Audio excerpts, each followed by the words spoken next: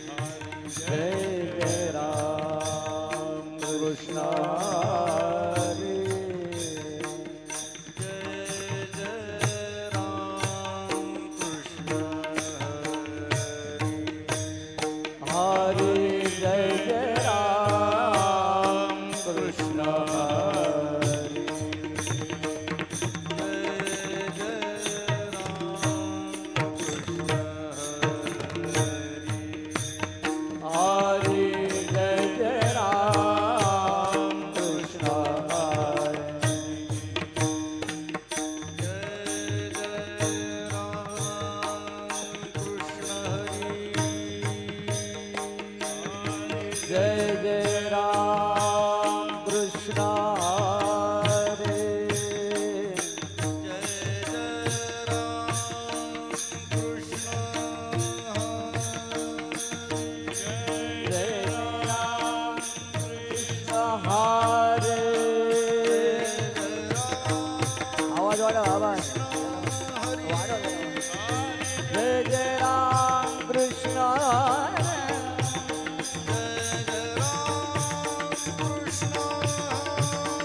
जय जय राम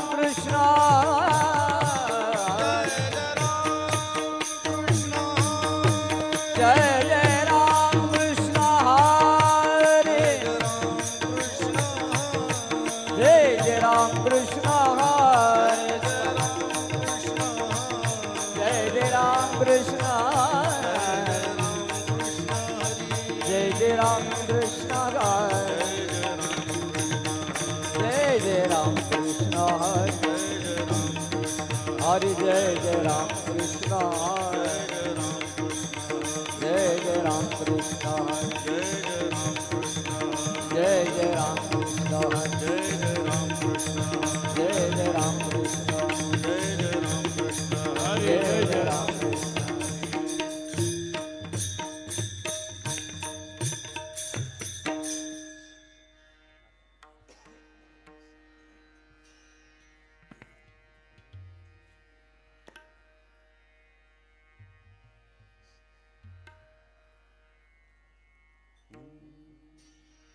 कैसी समचरणीची शोभा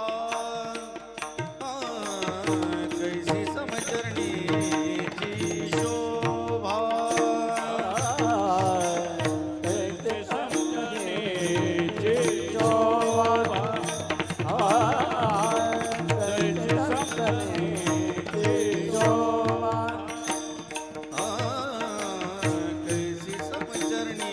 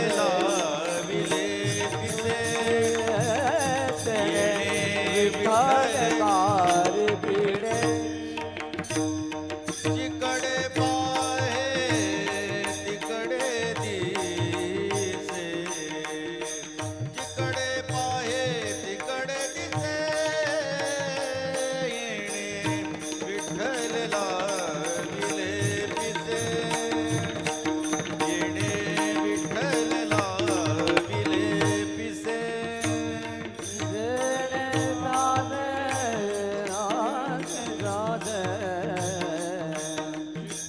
जिकडे पाहे तिकडे दिसे विठ्ठल लाविले पिसे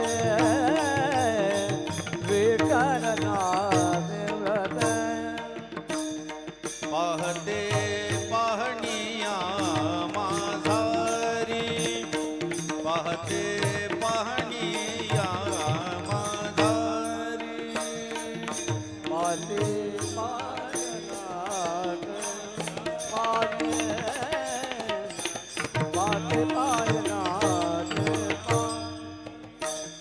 पाहते गेले पाहण्या परी पाहते गेले पाहण्या परी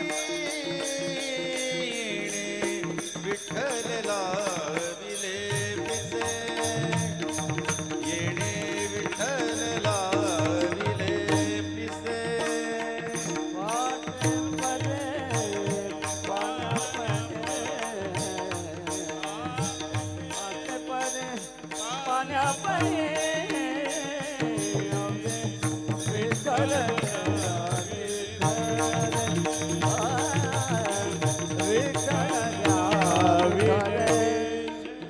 जिकडे पाहे तिकडे दिसे जिकडे पाहे तिकडे दिसे येणे विठ्ठल लाविले पिसे येणे विठ्ठल लाविले पिसे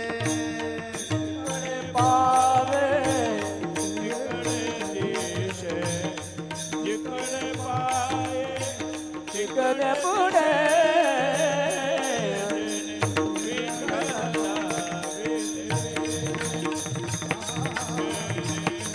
विठ्ठल पाय लागल पिसे एका जनार्दनी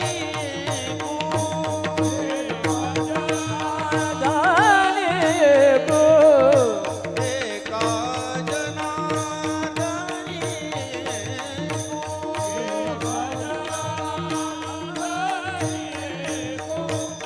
विठ्ठल अवलोकिलो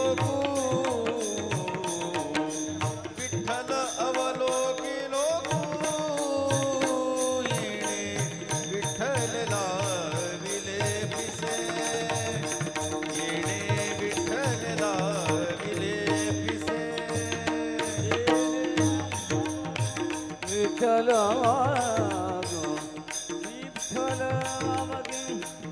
लोगे विठ्ठल लागे पिसे ओ विठ्ठल लागे पिसे जिकडे पाहे तिकडे दिसे जिकडे पाहे तिकडे दिसे येणे विठ्ठल लाविले पिसे येणे विठ्ठल लाविले पिसे जिकडे पावे तिकडे दिसे जिकडे पावे तिकडे दिसे विठ्ठल लागे पिसे विठ्ठल लागे पिसे जय जय राम कृष्ण जय जय राम कृष्ण जय जय राम कृष्ण जय जय राम कृष्ण जय जय राम कृष्ण हरे जय जय राम कृष्ण हरे जय जय राम कृष्ण जय जय राम जय जय राम कृष्ण हरे कृष्ण जय जय राम कृष्ण जय जय राम कृष्ण जय जय राम कृष्ण जय जय राम जय जय राम कृष्ण कृष्ण जय जय राम जय जय राम कृष्ण कृष्ण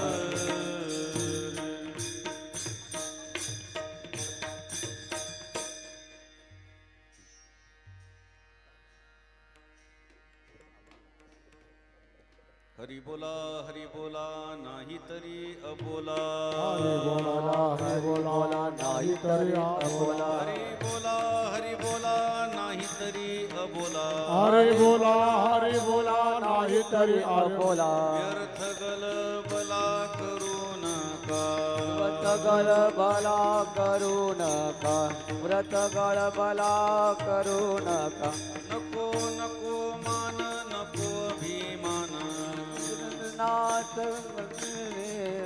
नको नको मान नको अभिमान सद्गुणमान नको अभिमान सोडी मी तू पण तोची सुखी ओढी मी तू पण तोची सुखी ओढी मी पण तोची सुखी सुखी जेणे व्हावे जगनिव व्हावे जेणे व्हावे जगने तेरा सुखी जेणे व्हावे जगनिव व्हावे अज्ञानी लावावे सन्मार्गासी लावावे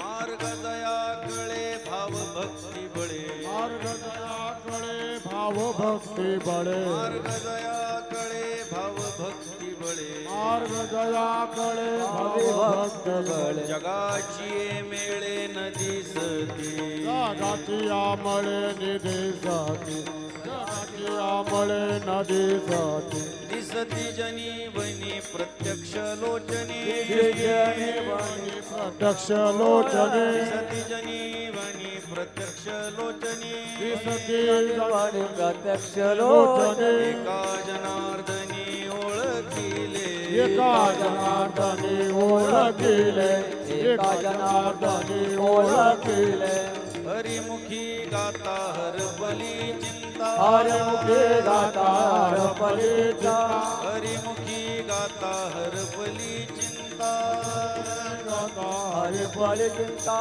या नाही मागुता जन्म घेणे मागुता भगिनी विठोबा रखुमाई हो जय रखुमाई जय Vithoba Rakhumai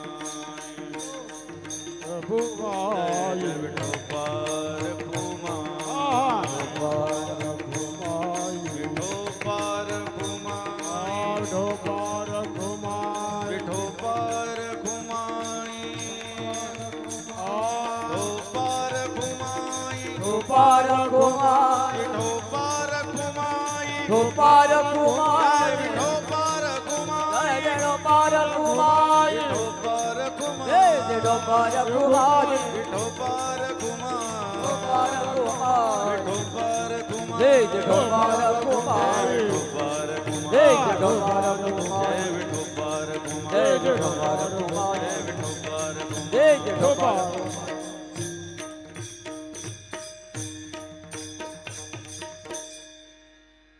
hello hello hello पेस काढून टाक पेस काढून टाक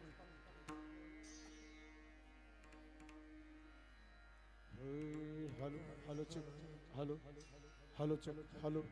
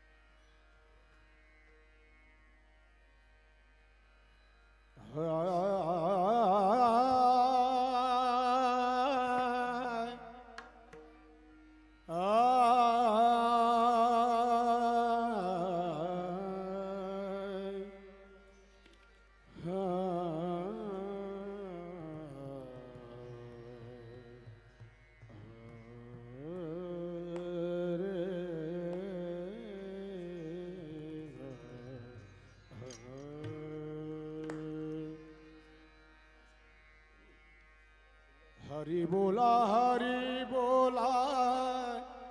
नाही तरी अबोला.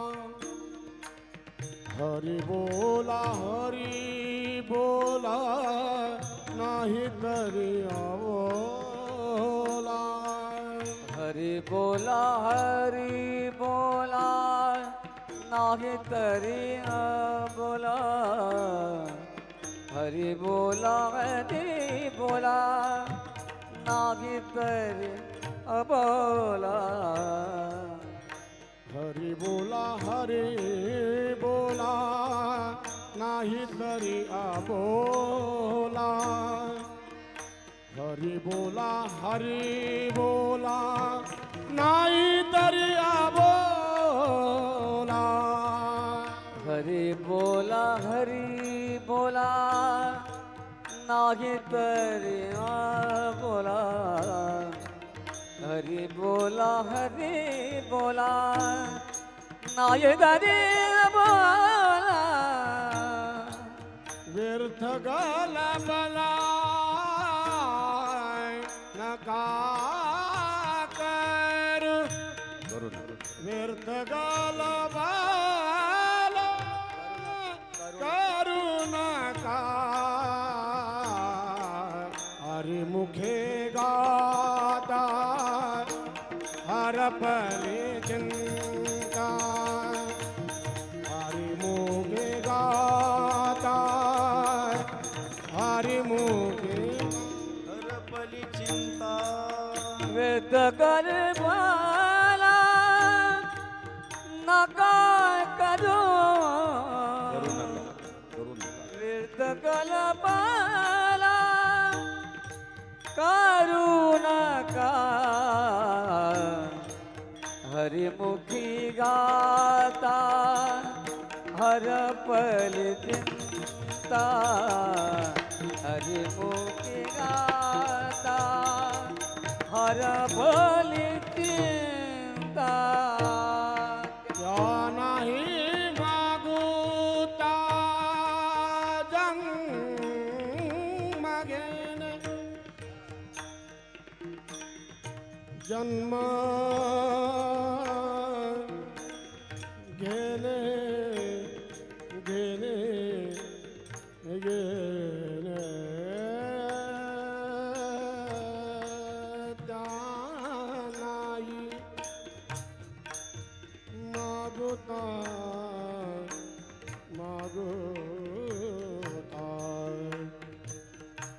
जन्म घेणे.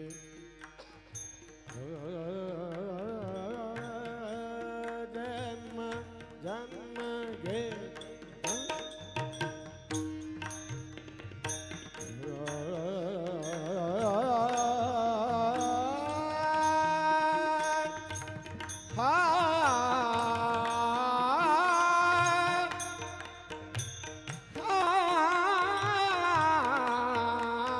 नाही मागुता जन्म घेणे जन्म घेणे.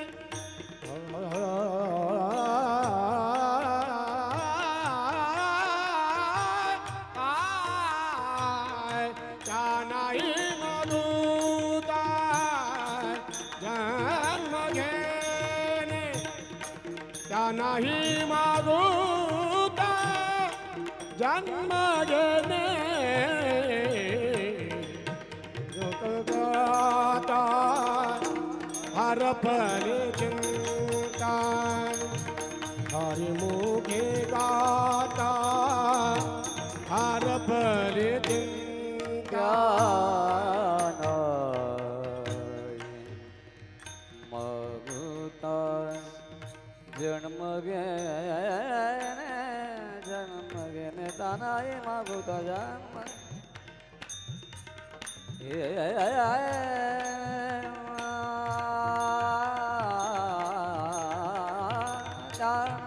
मागुता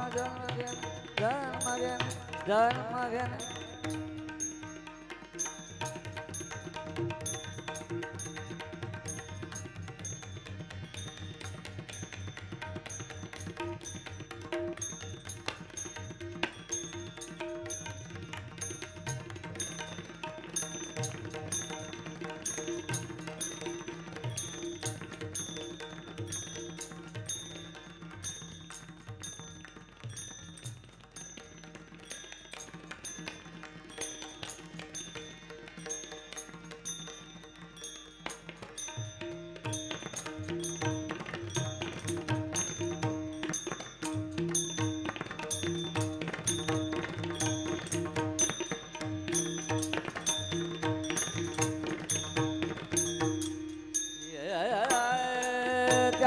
नाही मागुता जन्म घेणे जन्म घेणे जन्म घेणे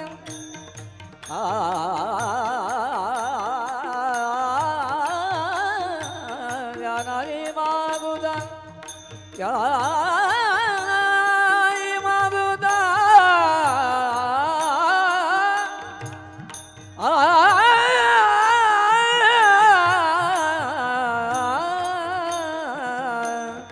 क्या नाही मागुता जन्म घेणे त्या नाही मागुता जन्म घेणे हरी मुखे गाता हर फल चिंता हरि मुखे गाता हर फल चिंता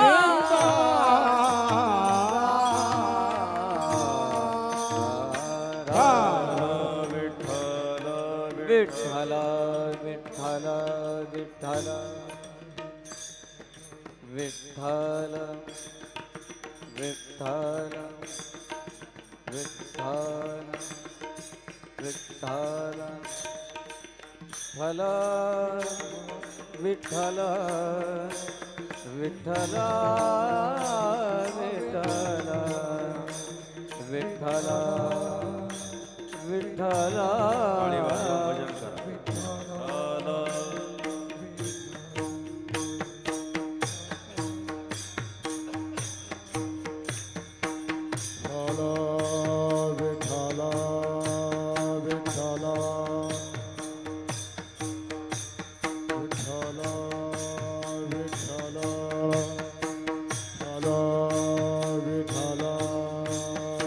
विठ्ठल विठ्ठल विठ्ठल विठ्ठल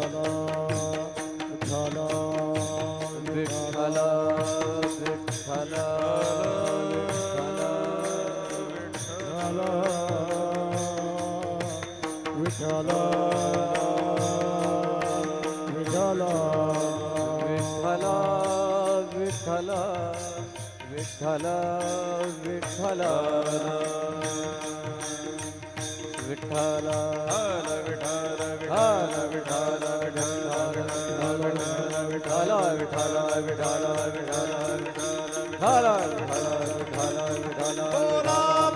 विठ्ठल विठ्ठल श्री ज्ञानदेव तुकाराम दत्तात्रय जनार्दन श्री एकनाथ महाराज की जय हला विठ्ठल विठ्ठल विठ्ठल विठ्ठल हला हरी विठ्ठल श्री ज्ञानदेव तुकाराम वैष्णव वीर भानुदास महाराज की जय शांती ब्रह्म एकनाथ महाराज की जय हला हला हला हला हला हला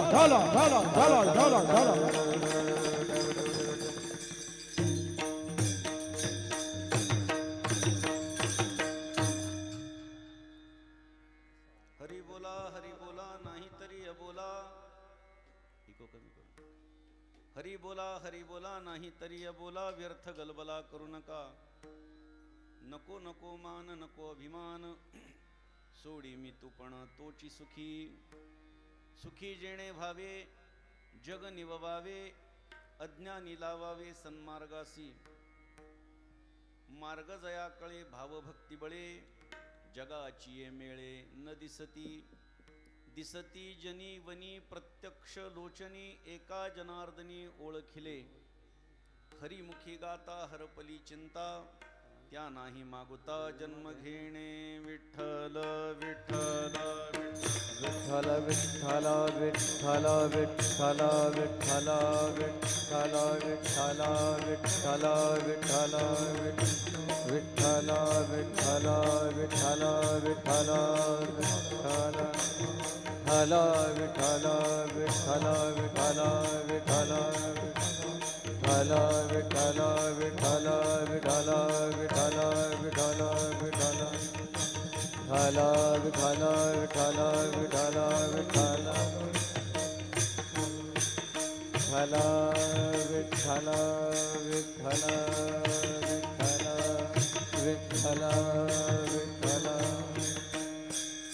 ओम नमो सद्गुरु निर्गुणा पार नाही तव गुणा बसनी माझी रसना हरिगुणा वर्णवी हरिगुण विशाळ पावन वदवी तू कृपा करून मी मूढमती दीन म्हणून किंवा भाकितसे तुमचा प्रसाद झालिया पूर्ण हरिगुण वर्णिन मी जाण एका वंदितसे चरण सद्गुरूंचे आदरे स्वये भानु जो भानु आराधियेला तयाचे कुळी दीपको दिव्य झाला हरी भक्ती लागोनी तारी समस्ता नमस्कार माझा सद्गुरु एकनाथा आदिनारायण विधेत्रीनाथ दत्त जनार्दन श्री एकनाथ शरण शरण एकनाथा शरण शरण एकनाथा शरण शरण एकनाथा शरण शरण एकनाथा शरण शरण एकनाथा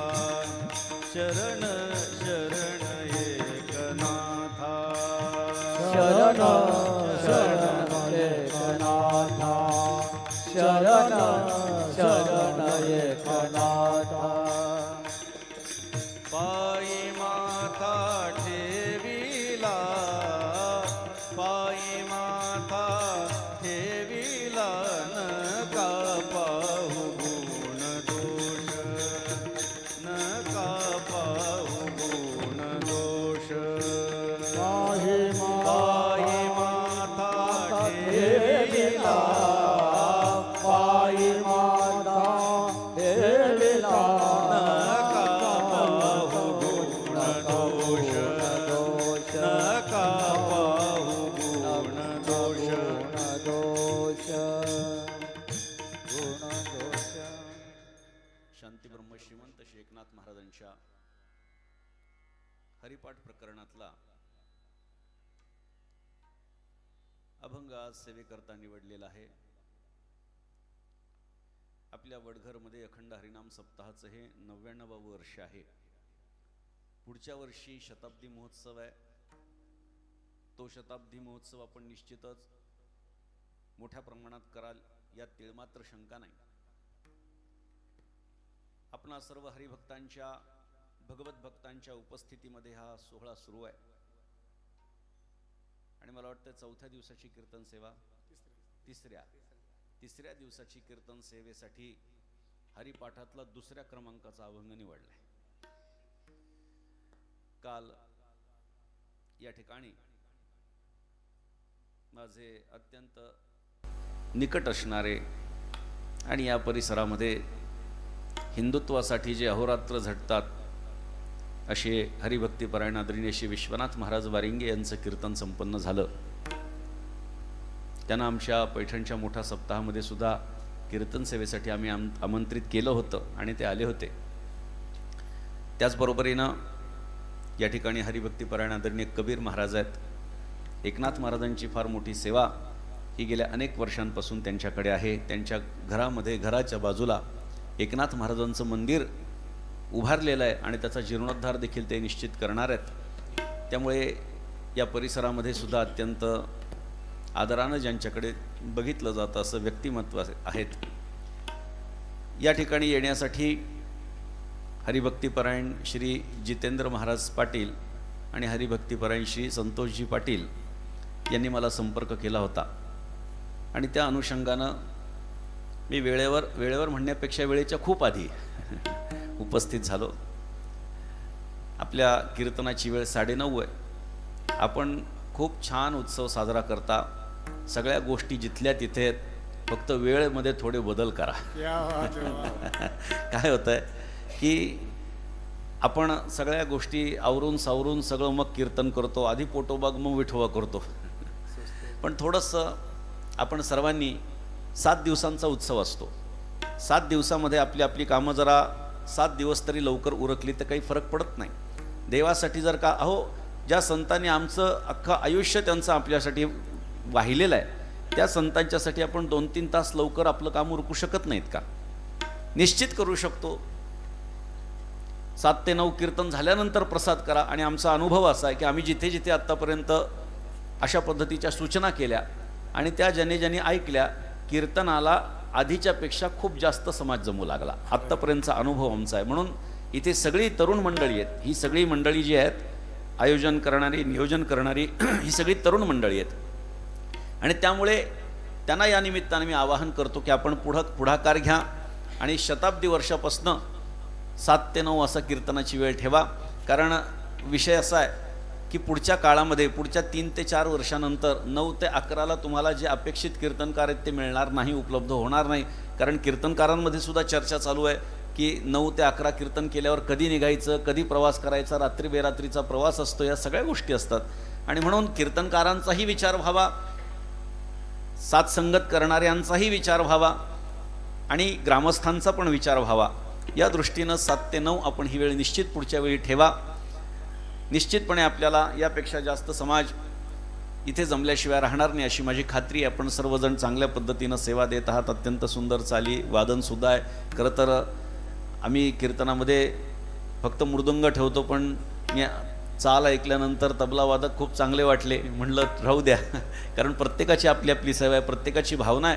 कारण वारकरी संप्रदायाच्या परंपरेमध्ये किंवा आध्यात्मिक परंपरेमध्ये मृदंगाला सात्विक वाद्य म्हटलेलं आहे आणि ही 2 राजसी वाद्य आहेत. मग ही राजसी वाद्य असावीत नसावीत या वादात मला पडायचं नाही, परंतु परंपरेमध्ये नसतात पण खूप चांगल्या पद्धतीनं वादन करतात. आणि कीर्तनकारांना काय अपेक्षित आहे हे बोटावरून कळालं पाहिजे, ते त्यांना कळतं आहे. आणि त्यामुळे एक मला समाधान वाटलं. खरं तर मला असं वाटतं की बोलण्यापेक्षा मी चालीच गात जाव्यात आज. इतकं सुंदर वातावरण आपल्या सर्वांच्या उपस्थितीमध्ये आहे. आणि मला वाटतंय आज मंदिरात आहे का रोजच मंदिरात आहे सेवा? रोजच मंदिरात आहे, हे चांगली गोष्ट आहे. आणि आपण सर्वजण मंदिर भरून या ठिकाणी उपस्थित आहात. आज जो अभंग निवडलेला आहे तो एकनाथ महाराजांच्या हरिपाठातला आहे. एकनाथ महाराजांनीच काय अखिल संत महात्म्यांनी आपल्याला जीवन जगत असताना योग्य तो संदेश, योग्य तो उपदेश केलेला आहे. मात्र संत महात्म्यांनी जेव्हा जेव्हा आम्हाला उपदेश केला, सल्ला दिला, तेव्हा तेव्हा आम्ही त्याच्याकडे दुर्लक्ष केलं आणि मग वेगवेगळ्या पद्धतीनं संत महात्मे समजावून सांगू लागले. लागोनिया पाया विनवितो तुम्हाला, करे टाळी बोला मुखी नाम. विनवणी करून सांगितली, सकाळांच्या पाया माझे दंडवत. पायावरती दंडवत घालून लोकांना प्रार्थना केली की देवाचं नाव घ्या, विठ्ठल विठ्ठल म्हणा, रामकृष्ण हरी म्हणा. हे वारंवार आम्हाला संत महात्म्यांनी सांगितलं. मात्र त्यांच्या विनंतीकडे अक्षम्य दुर्लक्ष आम्ही केलं.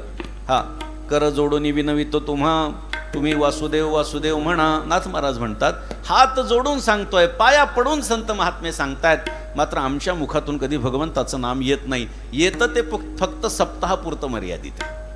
7 दिवस परमार्थ करायचा की बस, इतर वेळी आपला सगळा संसार करायला मोकळे असं झालंय सध्या. 7 दिवसांचा हा परमार्थ नाहीये, लक्षात ठेवा. आपल्या गावामध्ये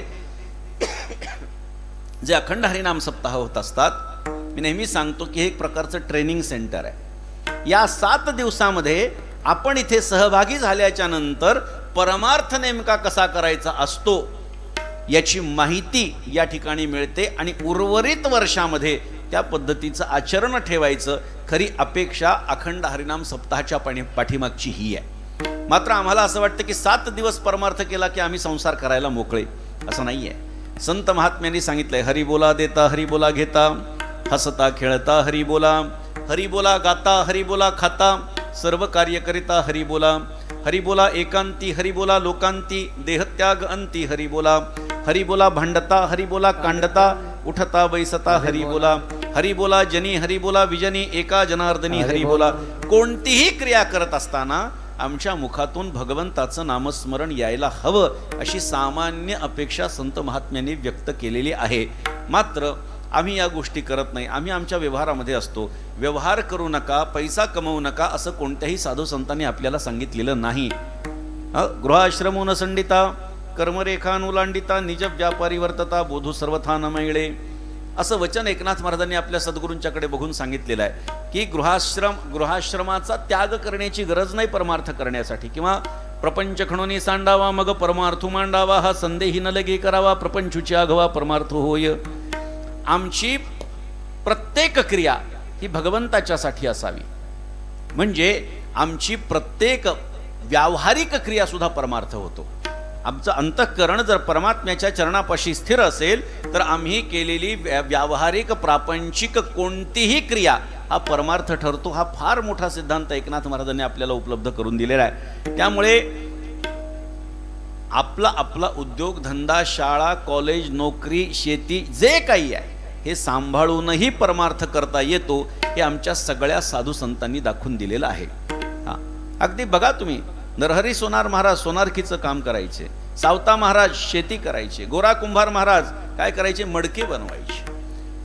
एवढंच काय, सजन कसाई तर मांस विकत होते, लक्षात घ्या. पण तरी देखील त्यांना संतांमध्ये स्थान प्राप्त झालं.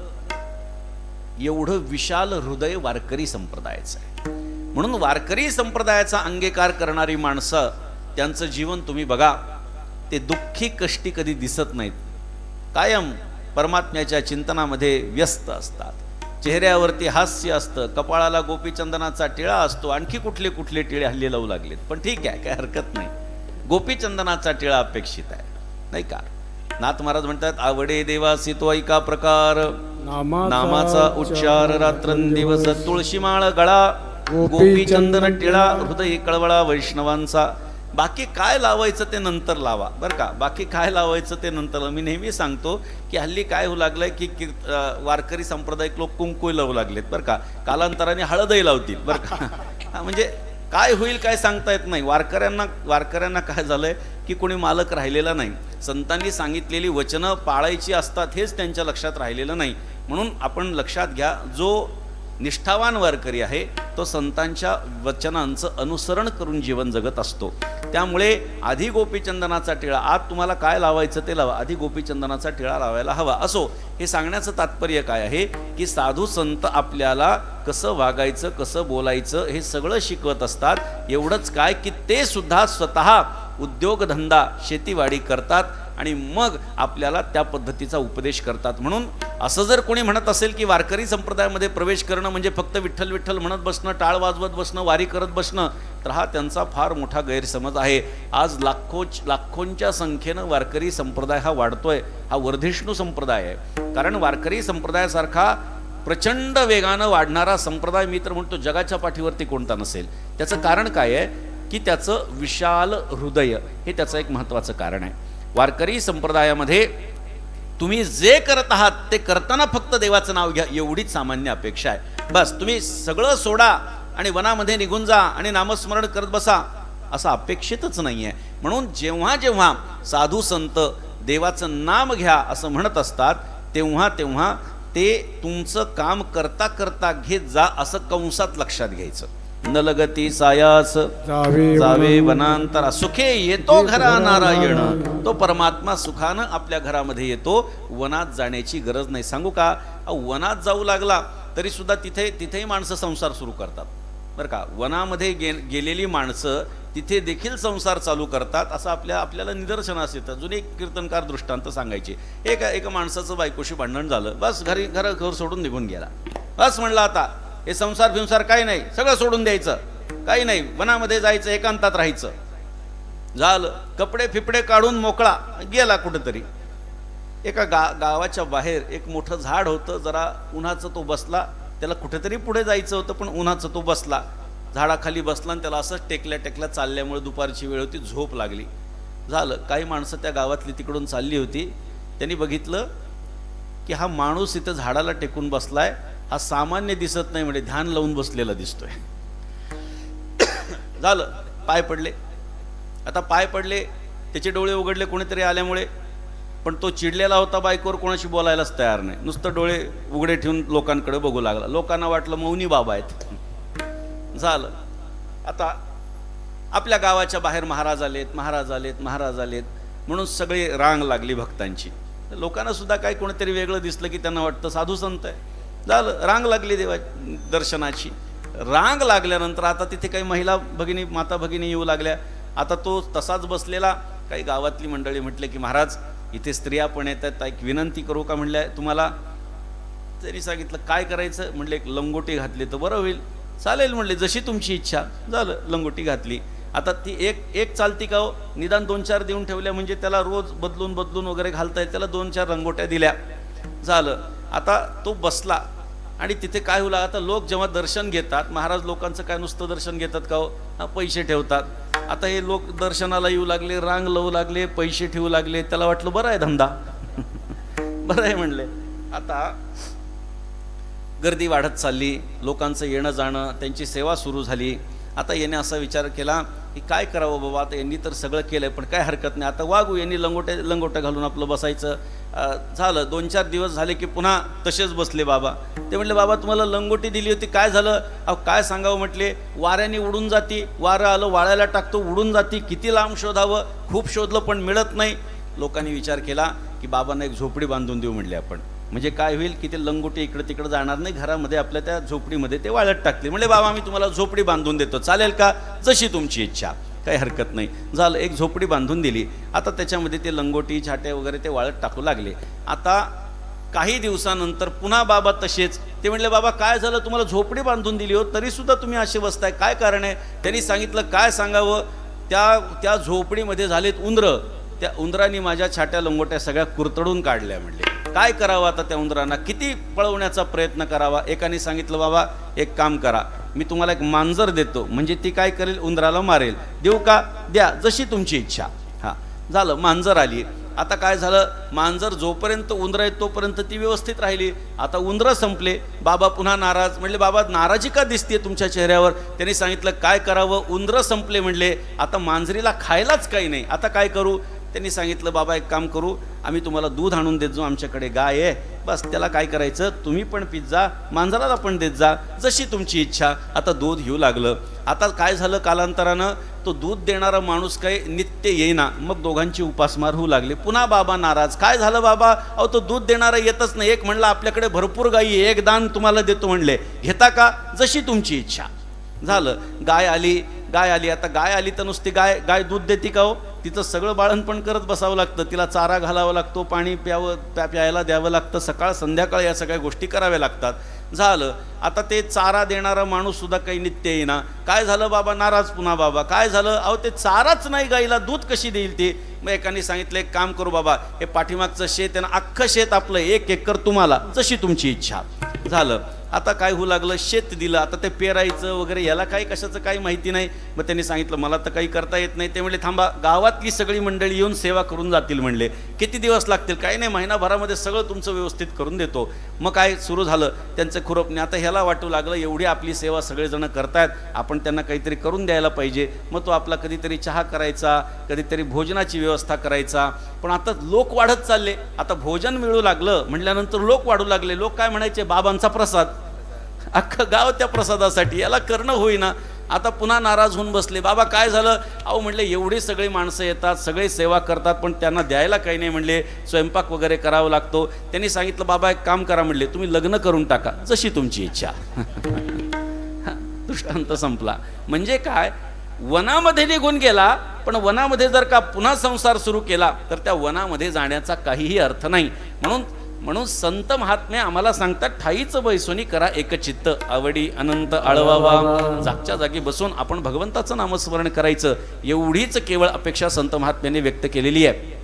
पण समाजाकडे संतांची अपेक्षा काय आहे की जे जे अवयव भगवंतानं दिलेले आहेत, मग पंच ज्ञानेंद्रिय असो, पंच कर्मेंद्रिय असो, मन बुद्धी चित्त अहंकार, या सगळ्यानं केवळ परमात्म्याचं चिंतन व्हावं, एवढी अपेक्षा आहे. म्हणजे काय, जर पाय असतील तर चरण धर्मपंथे चालावे. चरणानं काय करायचं तर धर्मपंथाचं अनुसरण करावं. म्हणजे जिथे कीर्तन चालू आहे, कथा चालू आहे, जिथे वारी चालू आहे, जिथे भजन चालू आहे, जिथे दर्शन घेण्याचं स्थान आहे, अशा ठिकाणी अनुगमन करायचं, या पायांचा वापर करायचा. यासाठी परमात्म्यानं आपल्याला पाय दिलेले आहेत. ते होत असेल चांगली गोष्ट आहे, काही जणांचं होत नाही. बरं, हात कशासाठी दिलेले आहेत? दान धर्म करण्यासाठी दिलेले आहेत. हात कशासाठी दिले आहेत? बघा, माणूस दान धर्म करण्यासाठी हात दिले आहेत, पण त्या हातांचा वापर दान धर्म करण्यासाठी कधी करत नाही. हातांचा वापर देवपूजा करण्यासाठी व्हावा, देवपूजा करण्यासाठी सुद्धा हातांचा वापर करत नाही. कीर्तनामध्ये कीर्तनकार बोंबलून सांगतो टाळी वाजवा, नाम घ्या, या हातांचा वापर कदापि टाळी वाजवण्यासाठी होत नाही. मग परिणाम काय होतो? जी गोष्ट ज्याच्याकडून ज्या गोष्टीची अपेक्षा आहे त्याच्याकडून ती गोष्ट त्याद्वारे जर होत नसेल तर पुढच्या जन्मामध्ये ते प्राप्त होत नाही. म्हणजे हात दिलेले आहेत, कीर्तनामध्ये टाळी वाजवण्यासाठी दिलेले आहेत. कीर्तनकार तुम्हाला विनंती करून सांगतोय, पण जर हातातून टाळी निघत नसेल, वाजत नसेल तर पुढच्या जन्मामध्ये काही नाही, हात मिळत नाहीत, एवढंच होतं, बाकी काही होत नाही. म्हणून प्रत्येकाला जे जे ठरवून दिलंय त्या त्या गोष्टी त्यांनी कराव्यात. विठ्ठल विठ्ठल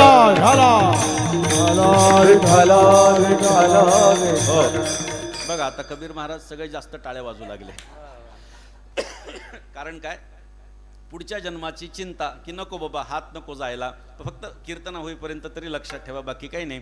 म्हणजे प्रत्येक इंद्रियांचा वापर. डोळे तुम्ही घ्या रे सुख, पहा विठोबाचे मुख, पहा विठोबाचे मुख, पहा विठोबाचे मुख.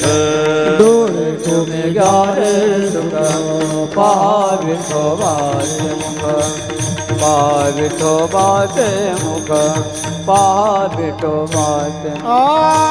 डोळे तुम्ही घ्या रे सुख, पहा विठोबाचे मुख. डोळे तुम्ही घ्या रे सुख, पहा विठोबाचे मुख, पहा विठोबाचे मुख, पहा विठोबाचे मुख. डोळे तुम्ही घ्या रे सुख, पहा विठोबाचे मुख. डोळे तुम्ही घ्या रे सुख, पहा विठोबाचे मुख, पहा विठोबाचे मुख, पहा विठोबाचे मुख.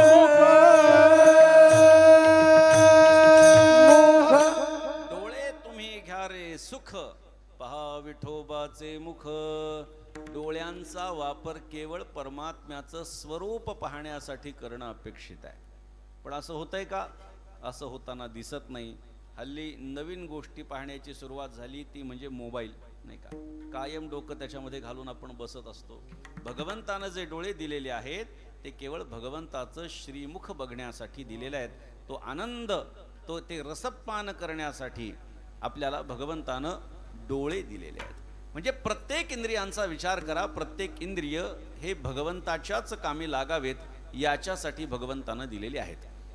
भगवंताचं सुंदर रूप बघण्यासाठी काय केलंय? आपल्याला डोळे दिलेत. पण आमचे डोळे ते सुंदर पाहता श्रीमुख, सुखावले सुख, डोळियाची भूक नवजे माझ्या. काय सांगितलं तुकोबाराय म्हणतायत? पाहता श्रीमुख, सुखावले सुख. सुखालाही सुख होतं केव्हा? जेव्हा भगवंताचं श्रीमुख पाहिल्या जातं तेव्हा. सहस्त्रदीपे दीपकैसे प्रकाशली प्रभा, उजळल्या दशदिशा गगना आलीसे शोभा. तुझी ये निढळी कोटी चंद्रप्रकाशे, कमल नयन हास्य वदन हासे. राजस सुकुमार मदनाचा पुतळा, राजस सुकुमार मदनाचा पुतळा, राजस सुकुमार मदनाचा पुतळा. राजस सुकुमार मदनाचा पुतळा, राजस सुकुमार मदनाचा पुतळा. राजस सुकुमार मदनाचा पुतळा, राजस सुकुमार मदनाचा पुतळा.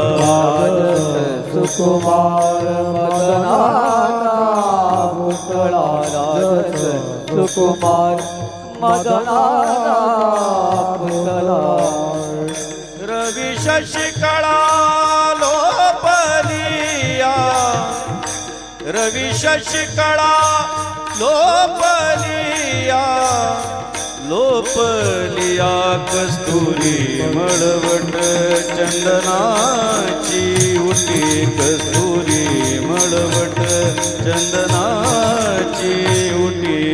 रवी शशिकळा लोपलिया, रवी शशिकळा लोपलिया, मळवट चंदनाची ओटी, कस्तुरी मळवट चंदनाची बोटे ओटे. प्रसिद्ध अभंग आहे तुकोबारायांचा. राजस सुकुमार मदनाचा पुतळा, रवी शशिकळा लोपलिया.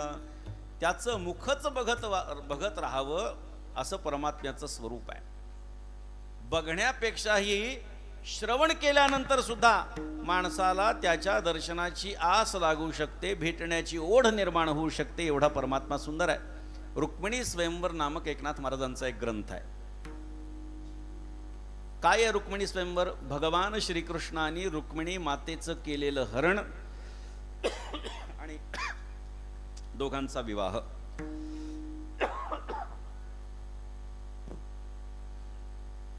आजही त्या ग्रंथाचा अनुभव असा आहे की एखादा उपवर मुलगा असेल किंवा एखादी उपवर मुलगी असेल, म्हणजे लग्नाला आलेला किंवा आलेली असेल, त्यांना जर का अनुरूप जोडीदार मिळत नसेल तर एकनाथ महाराजांनी लिहिलेल्या रुक्मिणी स्वयंवराचं अनुष्ठानपूर्वक जर का पारायण केलं, विधीपूर्वक जर पारायण केलं तर अपेक्षित जोडीदार मिळतो असा हजारो लोकांचा अनुभव आहे. त्या रुक्मिणी स्वयंवरामध्ये सुदेव नावाचा ब्राह्मण हा भीमकाकडे आला आणि भगवंताचं वर्णन करू लागला. म्हणजे एक प्रकारे काय, स्थळच आणलं, भगवान श्रीकृष्णाचं स्थळ रुक्मिणी मातेसाठी आणलं.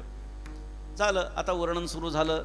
तो कसा दिसतो, तो कसे कपडे परिधान करतो, सगळं वर्णन सुरू झालं. म्हणजे स्थळाच्या बद्दल जी माहिती दिली जाते तशा पद्धतीचं, म्हणजे जसं आता स्थळ बाहेर वर्णन करणं चालू आणि रुक्मिणी माता आत बसलेली आपल्या मैत्रिणींच्या समवेत.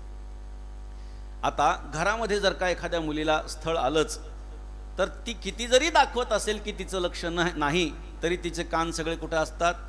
बाहेर. मुलगा दिसायला तर चांगला आहे ना, स्वतःचं घर तर आहे ना, स्वतःची गाडी तर आहे ना, पगार तर चांगला आहे ना, मुंबई पुण्याला तर राहतो ना, आईबाप तर घरी नाहीत ना, सगळं लक्ष असतं. तसं लक्ष रुक्मिणी मातेचं. आणि हे वर्णन जेव्हा सुरू झालं, ते वर्णन सुरू झाल्यानंतर, वर्णन ऐकल्यानंतरच रुक्मिणी माता बेशुद्ध पडली. एक म्हणती धरा धरा, एक पल्लवे घाली ती वारा, एक म्हणती हे सुंदरा कृष्ण कीर्तीने झडपली. कोणीतरी वारे मैत्रिणी घालू लागले, कोणी पाणी शिंपडलं. म्हटले जाऊ द्या, काही नाही, कृष्णाचं वर्णन ऐकलंय रूपाचं, म्हणून ही काय झाली, बेशुद्ध पडली आहे. आणि मग तिने ठरवलं लग्न करणार तर याच्याशीच करणार. पुढे खूप मोठी कथा आहे, पण अगदी थोडक्यात सांगतो. मग तिने काय केलं, रुक्मिणी मातेनं भगवान श्रीकृष्णाला पत्र लिहिलं. त्याचं सौंदर्य कसं हे मला तुम्हाला सांगायचं आहे. श्रवण केल्यानंतर पाहिली या वेधलावी बैसे जीवी जडोनी, हे नंतर, पण श्रवण केल्यानंतर मनामध्ये इच्छा निर्माण झाली की लग्न करायचं, तर याच्याशी पत्र लिहिलं. आता रुक्मिणी माता भगवान श्रीकृष्णाला पत्र लिहितीये, काही सामान्य भाषेत लिहिल का हो? रुक्मिणी मातेचं पत्र आहे, आपल्या इतिहासातलं ते पहिलं प्रेमपत्र आहे जे रुक्मिणी मातेनं भगवान श्रीकृष्णाला लिहिलं आहे. श्रुत्वा गुणान् भुवन सुंदर शृण्वतान्ते निर्विश्य कर्ण विवरैर्हरतोंघतापं रूपं दृशां दृशिमतामखिलार्थलाभं त्वय्यच्युता विशति चित्तमपत्रपं मे कात्वा मुकुंद महती कुलशील रूप विद्यावयो द्रविणधामभिरात्मतुल्यम. असे 8 श्लोकांमधून रुक्मिणी मातेनं भगवान श्रीकृष्णाला पत्र पाठवलं. मला हे सगळं पुढचं सांगण्याचं कारण नाही, खूप छान विवाह झाला, ते सगळं पूर्ण आपण मुळातून वाचा. पण भगवंताच्या रूपाचं वर्णन ऐकल्यानंतर जर रुक्मिणी माता बेशुद्ध पडते, पहिलं वाक्य काय, श्रुत्वा गुणान् भुवन सुंदर शृण्वतान्ते. मी असं ऐकलंय की त्रिभुवनामध्ये तुझ्यासारखा सुंदर दुसरा कोणीही नाही. पण कदाचित भगवंताला असं वाटेल की माझ्या या स्थूल देहाकडे आकर्षित होऊन ही कन्या माझ्यावर आसक्त झाली आहे का, असं वाटू नये म्हणून दुसरं वाक्य वापरलं, निर्विश्य कर्ण विवरैहि. माझे कानच तुझ्या रूपाचं वर्णन ऐकून निर्विषयी झाले, ही भावना. आणि खूप सुंदर वर्णन नाथ महाराजांनी सुद्धा केलेलं आहे. म्हणून परमात्मा सुंदर आहे, या डोळ्यांचा वापर त्याला बघण्यासाठी करावा. तुम्ही ऐका रे कान माझ्या विठोबाचे गुण, बस. आणि जर तसं झालं नाही, बहिरा झालो या जगी, नाही ऐकिले हरी कीर्तन, नाही केले पुराण श्रवण, नाही वेदशास्त्र पठण, गर्भी बहिरा झालो त्या गुणे, नाही संत कीर्ती श्रवणी आली, नाही साधू सेवा घडी आली, पितृवचनाशी पाठ दिधली, तीर्थेव्रते असोनी त्या गेली, माता माऊली पाचारिता, शब्द नाही दिला मागुता, बहिरा झालो नरदही येता, एका जनार्दनी स्मरेनाता. म्हणजे या जन्मामध्ये जर चांगल्या गोष्टी आपण श्रवण केल्या नाहीत तर पुढच्या जन्मी आपल्याला बहिर म्हणून जन्माला यावं लागतं. तसं मुखाचा विचार करत असताना भगवंतांनी आपल्याला मुख दिलेलं आहे, पण या मुखाचा वापर चांगल्या गोष्टींसाठी होताना दिसत नाही. संत महात्म्यांना अपेक्षा आहे की मुख जर दिलेलं आहे तर त्यातून भगवंताचंच नाम यावं, मात्र तशी अवस्था ही पाहायला मिळत नाही. आणि म्हणून एकनाथ महाराजांसारखे सुहृदयी साधू, जगाच्या कल्याणाची तळमळ अंतःकरणात असणारे संत, यांना लोक इतर गोष्टींबद्दल बोलतायत मात्र भगवंताबद्दल बोलत नाहीत. या संबंधाने खंत निर्माण झाली आणि त्यांनी समोर बसलेल्या समाजाला उपदेश केला अभंगाच्या पहिल्या चरणामध्ये. हरी बोला नाही तरी बोला. हरी बोला नाही तरी बोला. हरी बोला नागी तारी बोला. हरी बोला नागी तारी हरी बोला. हरी बोला नाही तरी बोला. हरी बोला नाही तरी बोला. हरी बोला नागी तारी बोला. हरी बोला नागी तारी बोला.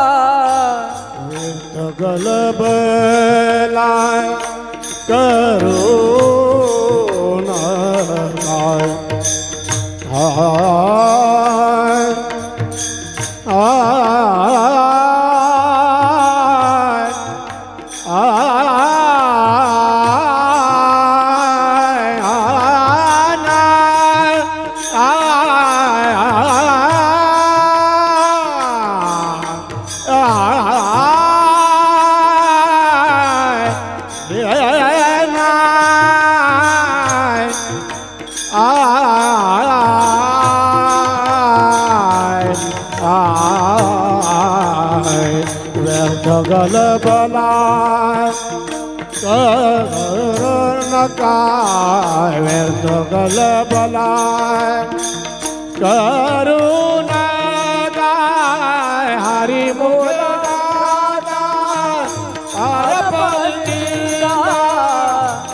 हरी मुखे गाता हर बल जिंदा. हर बल जिंदा. हर बल. हरी बोला नाही तरी अबोला व्यर्थ गलबला करू नका. एकनाथ महाराजांनी उपदेश केला, एकतर हरी बोला, मुखानं एकतर भगवंताचं नाम घ्या, नाहीतरी अबोला, नाहीतर शांत बसा. पण काही माणसांचा असा स्वभाव असतो की ते शांत बसत नाहीत, सातत्यानं त्यांचं तोंड चालू असतं. मी नेहमी म्हणतो की जर ते खापराचं असलं असतं तर काय झालं असतं. ठिकरे ठिकरे झाले असते, तुकडे तुकडे झाले असते त्याचे. पण बोलायची हौस माणसाने बोलताना आपण लक्षात घेतलं पाहिजे. सर्वप्रथम आपण कोणाशी बोलतोय, आपण कसं बोलायला हवं, आपण किती बोलायला हवं, आपण कोणत्या स्वरात बोलायला हवं, यस अजून भरपूर विचार आहे. पण असं होतं का ते आपल्याकडे सांगितलं जातं ना की बोलून विचारात पडण्यापेक्षा विचार करून बोला.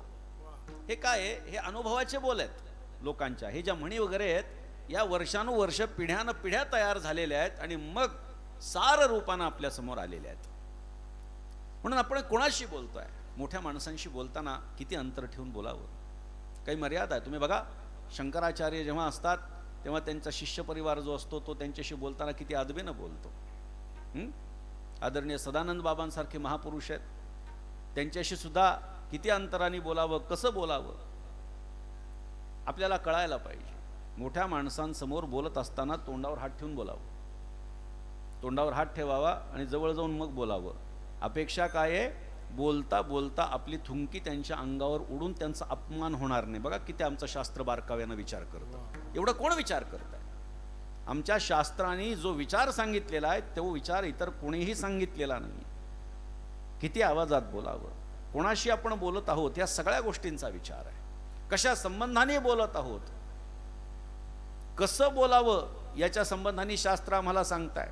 सत्यम ब्रूयात प्रियम ब्रूयात न ब्रूयात सत्यम अप्रियम. माणसाने सत्य बोलावं शास्त्र काय सांगताय, परंतु ते सत्य प्रिय असलेलं बोला. न ब्रूयात सत्यम अप्रियम. सत्य आहे पण ते अप्रिय पद्धतीनं कधी बोलायचं नाही. म्हणजे उदाहरणार्थ की स्वयंपाक घरामध्ये जे कोणी स्वयंपाक करतं त्यांनी अतिशय खराब स्वयंपाक बनवला, कशाला चव नाही. उदाहरण देतो, उदाहरण भरपूर देता येतील पण सर्वजण गृहस्थ आहेत म्हणून सांगतो. माता भगिनीने मोठ्या कष्टाने बनवलेलं असतं, मग अचानकपणे जर कोणी घरातले म्हणत हट आजचा स्वयंपाक एकदम भंगार झाला, मग मनामध्ये विचार येतो आपण एवढे कष्ट केले, सकाळी उठलोय, भाजी चिरली, अमुक केलं तमुक केलं, वाईट वाटू शकतं. सत्य आहे, काही चूक नाही आहे की स्वयंपाक अतिशय खराब झालेला आहे, हे सत्य आहे. पण स्पष्टपणे जर का आपण असं बोललं तर मन दुखवण्याची शक्यता आहे. मग सत्यच बोलायचं आहे ना. शास्त्र काय सांगतंय, प्रियम ब्रूयात, प्रिय सत्य बोला. म्हणजे भाजीमध्ये मीठ फार जास्त झालंय, पोळी कच्ची आहे, नंतर भात जो आहे तो पण कच्चा राहिलेला आहे, वरणाला थोडीशी चव कमी आहे, बस याचा अर्थ स्वयंपाक भंगार झालाय. तात्पर्य लक्षात घ्या, न ब्रूयात सत्यम अप्रियम, अप्रिय सत्य कधी बोलायचं नाही. खूप उदाहरणं त्याची देता येतील, आपल्याला पुढे अभंग पाहायचा आहे. आमचं शास्त्र आमच्या जीवनाचा जेवढा विचार करतं, आमचं संत वाङ्मय आमच्या जीवनाचा जेवढा विचार करतं, तेवढं इतर कोणत्याही धर्म पंथ उपासना पद्धतीमध्ये होत नाही. एवढा बारकावा हा आम्हाला संत वाङ्मयानं शिकवलेला आहे, आमच्या धर्मशास्त्रानं शिकवलेला आहे. म्हणून मुखानं काय करायचं, भगवंताचं नामस्मरण करायचं. काही माणसं मुखाचा गैरवापर करतात, काही जण जिथे बोलायचं तिथे बोलत नाहीत, नाही तिथे बडबड करत बसतात. बोलायला पाहिजे जिथे बोललं पाहिजे. एक देशातली मी मुक्ती संग्रामाची एक पुस्तक वाचलं होतं, त्याच्यात कथा आली होती. झालं असं की सगळीकडे लोकशाही आणि त्या एकाच राज्यामध्ये राजेशाही होती. त्याच्यामध्ये एक जण कोणतरी पुढे आलं, नेता, आणि त्यांनी चर्चा सुरू करून दिली, सगळ्या जगात लोकशाही आणि आपल्याकडेच राजेशाही का? लोक म्हणायचे अरे आपला राजा चांगला आहे, न्यायपूर्ण वागणूक आहे त्याची, आपल्याला काही त्याचा त्रास नाही, कशाला उगी सगळे नाही म्हटले, सगळ्या जगात लोकशाही चालेल आणि आपल्याचकडे कसं काय? पटवून द्यायला पक्का. लोक दिसले की याची बडबड सुरू. काही लोकांना असतं ना, माईक दिसलं की बोलावं वाटतं त्यांना, लोक दिसले की बडबड सुरू. झालं असं, छोट्या छोट्या सभा घेत घेत घेत घेत त्याचं रूपांतर मोठमोठ्या सभांमध्ये होऊ लागलं. सैनिकांनी राजापर्यंत बातमी पोचवली की अमुक अमुक व्यक्ती ही तुमच्या विरुद्ध बंड पुकारतीये आणि समाजामध्ये तुमचा विरोधी विचार हा पसरवून तुम्हाला घालवून देण्याचा प्रयत्न करते. राजा न्यायी होता, त्या राज्यातल्या न्याय व्यवस्थेप्रमाणे वागणूक करणारा होता. पण त्यांनी विचार केला, आमच्याच जर मुळावरती घाव घालत असेल तर चालणार नाही, त्याला पकडा, दिवस ठरवा आणि सगळ्याच्या सगळ्या राज्यातल्या सगळ्या मंडळींना बोलवून भर चौकामध्ये फाशी द्या म्हटले. फार फार जुना काळ नाही म्हटले, आजूबाजूला माईक लावा म्हटले, जेणेकरून त्याची तडफड ऐकू येईल, म्हणून बाकीचं कोणी हिंमत करणार नाही. पकडायला प्रयत्न करायचे सैनिक, पण तो काही पकडल्या जायचा नाही. कुठे पळून जायचा माहिती नाही, गायब होऊन जायचा. महत्प्रयासानं 3-4 महिने प्रयत्न केल्यानंतर पकडल्या गेला. राजाने सांगितलं तर परस्पर, मला तोंडही पाहायचं नाही म्हणले त्याचं कोण आहे तो, परस्पर दिवस ठरवा, फासावरती चढून द्या. झालं, दिवस ठरला. एवढी मोठी गर्दी, त्याच्या सभेला आजपर्यंत गर्दी नव्हती, एवढी गर्दी सगळी जमा झाली. काय करणार काय करणार काय करणार? माईक वगैरे सगळे लावून ठेवले, जेणेकरून त्याची तडफड ऐकू यावी आणि सगळ्यांचं हृदय कापावं, ही अपेक्षा राजाची. झालं, त्याला फासावरती लटकवण्यासाठी सगळी तयारी झाली. ते काळा कपडा डोक्यावर घातला, ते सोल गळ्यामध्ये घातली त्या जल्लादानं, त्या फळीवर उभं केलं आणि फळी अशी बाजूला केली. फळी जशी बाजूला केली तशी तडफड तडफड तडफड त्याच्या पायाची होऊ लागली. त्याचा किंकाळण्याची त्याचा आवाज येऊ लागला. भेदरून गेले सगळे, घाबरून गेले. आता काय झालं, हा झटके एवढा जोरजोरात देऊ लागला की त्या झटक्यामुळे तो फासाचा दोर तुटला आणि तो खाली पडला. खाली पडल्यानंतर सैनिक धावतच राजाकडे गेला. राजेसाहेब म्हणले, त्याचा दोर तर तुटला. आता काही जण म्हणतील याच्यात काय विचारायचं, पण त्या राज्यात नियम असा होता की एखाद्याला फासावरती चढवत असताना कोणत्याही कारणानं जर त्याचा दोर तुटला किंवा तो वाचला तर त्याच्यावर भगवंताची कृपा आहे असं समजून सोडून देण्यात यावं. काय करायचं? सैनिक धावत आला. राजाने सांगितलं काय करणार, वाचलाय ना, आपल्या नियमाप्रमाणे त्याला सोडून द्यावं लागणार. मन म्हणत नव्हतं, पण नियम म्हणत होता की सोडावं लागणार आहे. मनाला वाटलं की इतक्या महिन्यांनी पकडण्यात आलाय, हा पुन्हा समाजामध्ये गेल्यानंतर आपल्या विरुद्ध लोकांना पेटवेल, मग काय करायचं. आता राजाने सांगितलं सोडून द्या. पण इकडे काय झालं, येईपर्यंत यानं शांत बसावं की नाही. माईक दिसले, एवढा मोठा समाज दिसला, भाषण ठोकायला सुरुवात केली. अरे जो राजा आपल्याला फासाचा दोर चांगला देऊ शकत नाही तो आपल्याला काय चांगलं देऊ शकतो. दुसरा सैनिक धावत गेला, म्हणले राजेसाहेब तो असं बोलतोय. राजाने सांगितलं आता पक्का दोरा वापरा. विठ्ठल विठ्ठल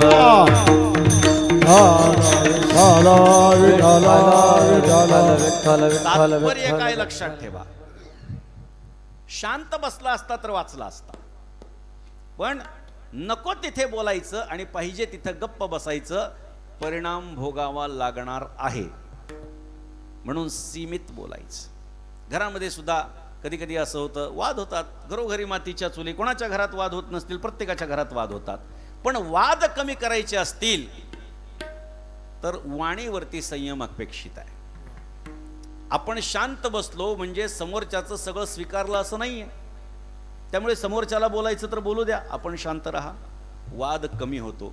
एका अभ्यासाने असं सांगितलंय की भारतामधले जवळपास 30 ते 35% जे खटले आहेत ते केवळ या तोंडामुळे झालेले आहेत. म्हणजे काय, छोट्याशा गोष्टीवरून भांडण आणि मग त्या भांडण्याचा परिणाम काय की थांब तुला अद्दल घडवतं कुठं तिकडे अडकवायचं आणि झालं केस सुरू. हे घडलेलं आहे, लक्षात घ्या. त्यामुळे ज्या माणसाची वाणी त्याच्या ताब्यात आहे त्या माणसाला कोणीही बांधण्याचा प्रयत्न करू शकत नाही, तो सर्वांच्या कायम वर असतो. म्हणून माणसाने बोलत असताना संयमित वाणी ठेवून बोलावं, जास्त बोलायचं नाही. ते कोर्टात असतं ना, वकील सांगतात जेवढं विचारलं तेवढंच सांगा, जास्त बोलू नका. पण काही जण जास्त बोलतात आणि अंगलट येतं सगळं. म्हणून सर्व दृष्टीने विचार करता, संसाराचा विचार करा, परमार्थाचा विचार करा. आमच्या साधू संतांनी आम्हाला सांगितलंय, हरी बोला नाही तरी अबोला, व्यर्थ गलबला करू नका. व्यर्थ गलबला केल्याचा परिणाम काय होतो लक्षात घ्या. वाणीवरती संयम असल्यानंतर काय होतं आणि विनाकारण बडबड केल्यानं काय होतं, एक दृष्टांत लक्षात घ्या, सत्य घटना लक्षात घ्या, म्हणजे आपल्याला लक्षात येईल. भगवान श्रीकृष्णाने उद्धवाला उपदेश केला, श्रीमद भागवताचं 11 स्कंद, ज्याला आपण एकनाथी भागवत असं म्हणतो. आणि भगवंताने अर्जुन आणि उद्धवाला सांगितलं होतं की सगळ्या साधू संतांना असं सांगा की द्वारका सोडून तुम्ही बाहेर जा, मी माझ्या महासमाधीनंतर, माझ्या निजधामगमनानंतर द्वारका समुद्र बुडवणार आहे. आणि सगळ्या यादवांना सांगा प्रभास क्षेत्राला जाऊन देवधर्म करा. झालं, हे दोघं निरोप घेऊन गेले आणि परमात्मा पिंपळाच्या झाडाखाली निवांत पहुडलेले, पायावर पाय टाकून. या परिस्थितीत झालं असं की हे सगळे निरोप पोचण्याच्या आत साधुसंत तर आधीच निघाले होते. मग दरकोस दरमुक्काम करत कुठेतरी थांबायचं, दिवसभराचं सगळं अन्निक उरकायचं, मग पुन्हा पुढे निघायचं. असं करत करत करत द्वारकेतून बाहेर पडण्यासाठी ही मंडळी सगळी निघाली. आणि भगवान श्रीकृष्णाचा पुत्र सांब, जांबवतीचा मुलगा, आणि त्याचे सगळे साथीदार मित्र, 5-10 मुलं असतील, उन्हाळ मुलं, सगळे 15-20 वर्षांची मुलं. आणि ते साधू संत त्या ठिकाणी त्यांचं अन्निक करत बसले होते. त्याने विचार केला, जरा आपण गंमत करू म्हणले या साधूंची. आपण काय करू, जरा या साधूंची गंमत करू, मजा करू म्हटले. त्या सांबाला, आता तो सांब भगवान श्रीकृष्णाचा मुलगा, सुंदर नाजूक, त्याने काय केलं, त्या सांबाला स्त्रीचा वेश परिधान केला आणि 9 महिन्याची गर्भिण वाटावी असं पोटाला कपडा गुंडाळला.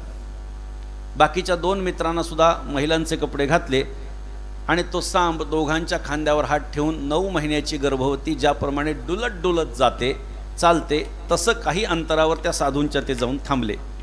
आणि बाकीचे जी सगळी यादव मुलं आहेत, यादव कुमार आहेत, ते त्या साधूंपाशी गेले आणि त्यांनी सांगितलं, महाराज आम्हाला एक प्रश्न विचारायचा आहे. विचारा. त्यांनी सांगितलं ती जी स्त्री आहे ना, तिच्या मनात काही शंका आहे, काही प्रश्न आहे, तिचे उत्तर पाहिजेत म्हणले आम्हाला. त्या साधू संतांनी सांगितलं ज्याला उत्तरं पाहिजेत त्यांनी विचारायला हरकत नाही मला, आम्ही बसलेलो आहे तिथे. त्यांनी सांगितलं ती लाजू लागली म्हणून बघा ती लांब उभी आहे म्हटली. काय प्रश्न आहे? त्यांनी सांगितलं तिचा प्रश्न असा आहे की आता ती काही दिवसातच प्रसूत होणार आहे, तिला मुलगा होणार आहे का मुलगी होणार आहे? बघा ही थट्टा आहे, त्या साधू संतांची थट्टा आहे. मनामध्ये विचार काय की त्या साधूंनी सांगितलं पुत्र होणार आहे तरी हसायचं, पुत्री होणार आहे म्हटलं तरी हसायचं, आणि कशी मजा केली, बस एवढंच उन्हाळपणा. काही गरज साधू संतांना त्रास देण्याची काही गरज नाही, जास्त बोलण्याचं काही कारण नाही. झालं. ते साधू काही साधे नव्हते. त्यापैकी एक दुर्वास ऋषी होते. दुर्वास ऋषींची ख्याती अशी की चूक झाली की लगेच शाप देऊन मोकळे. दुर्वास ऋषींना त्यांनी सांगितलं त्या स्त्रीला मुलगा होणार आहे का मुलगी सांगा. दुर्वास ऋषींनी अगदी सरळ सरळ, मन साधूचं मन सरळ असतं महाराज, त्यांना कपट कळत नाही. त्यांनी बघितलं, सांबाकडे बघितलं आणि लक्षात आलं ही स्त्री नाहीये, हा पुरुष आहे. पण ही मुलं आपली थट्टा करू लागली आहेत, पण ही सगळी यादव कुमार आहेत याची पण जाणीव त्यांना होती.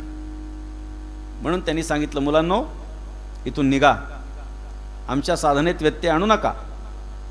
ती मुलं म्हणले नाही नाही सांगा ना मुलगा होणार आहे का मुलगी. चिडलेल्या साधूंनी ओरडून सांगितलं तुम्हाला शेवटचं सांगतो, इथून निघा नाही तर परिणाम वाईट होईल. ते काही नाही म्हटले महाराज, आम्हाला उत्तर पाहिजे त्याच्याशिवाय आम्ही हलणार नाही, मुलगा होणार आहे का मुलगी सांगा. दुर्वास ऋषी आता चिडले, 3दा सांगितलं निघून जा, पण ऐकायला तयार नाहीत. वाणीचा गैरवापर बघा. दुर्वास ऋषीने सांगितलं जाणून घ्यायचंय मुलगा होणार आहे का मुलगी. हो म्हणले. जा म्हणले, मुलगा होणार नाही मुलगी होणार नाही, मुसळ होईल म्हणले याला. मुसलम कुलनाशनम, अरे हे प्रसवेले जे बाळ ते होईल सकळ कुळा काळ, निखळ लोहाचे मुसळ देखाल सकळ मंद भाग्य.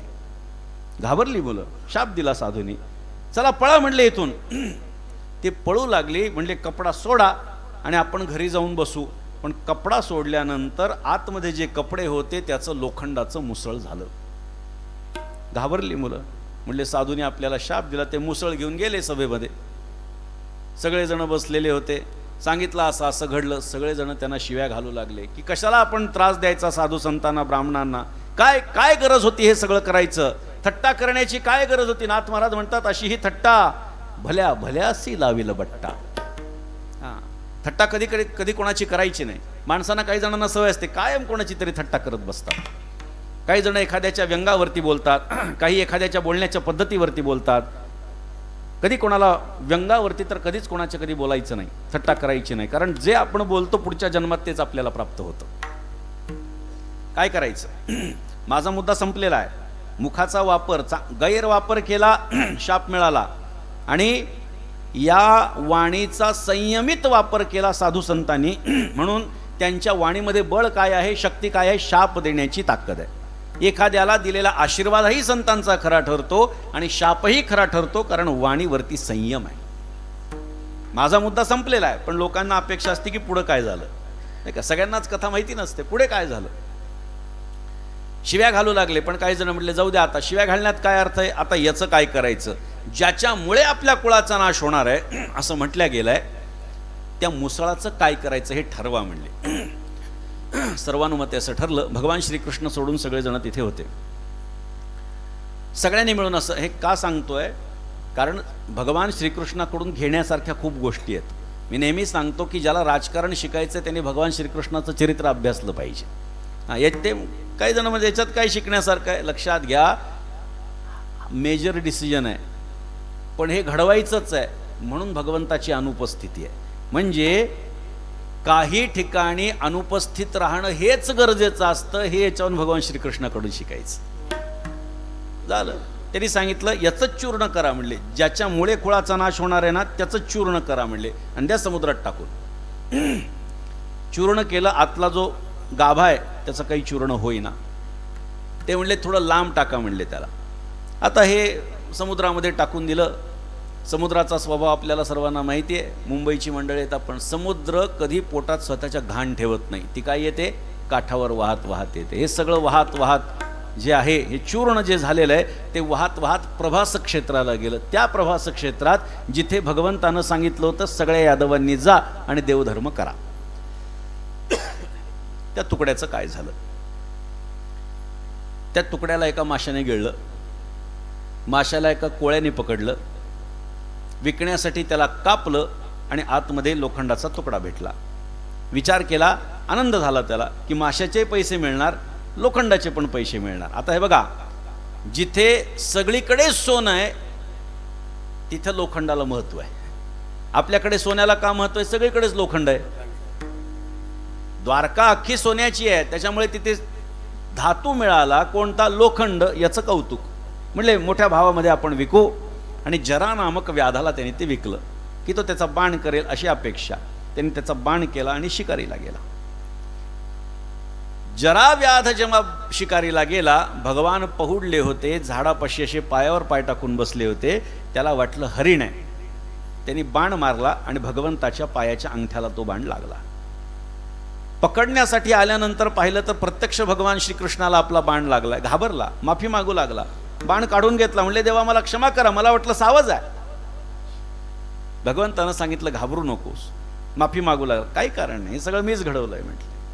त्याला पूर्ण रूपात दर्शन दिलं, स्वर्गात पाठवून दिलं आणि भगवंताचं निजधाम गमन झालं. हे सगळे प्रभास क्षेत्राला जसे गेले, द्वारका समुद्रामध्ये बुडून गेली. आता तिथे गेल्यानंतर काय करणं अपेक्षित होतं? देवधर्म. या लोकांनी देवधर्म केला. देवधर्म केल्यानंतर जेवण केलं. जेवण केल्यानंतर काही जण दारू प्यायला बसले.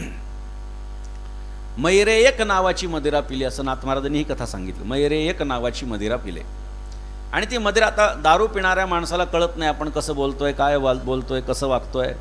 मग ते दारू पिणाऱ्या माणसाला कदा सुरुवात झाली असेल, कोणाला तरी शिवी घातली असेल, मग मला का बोलला, मग असं का तसं का.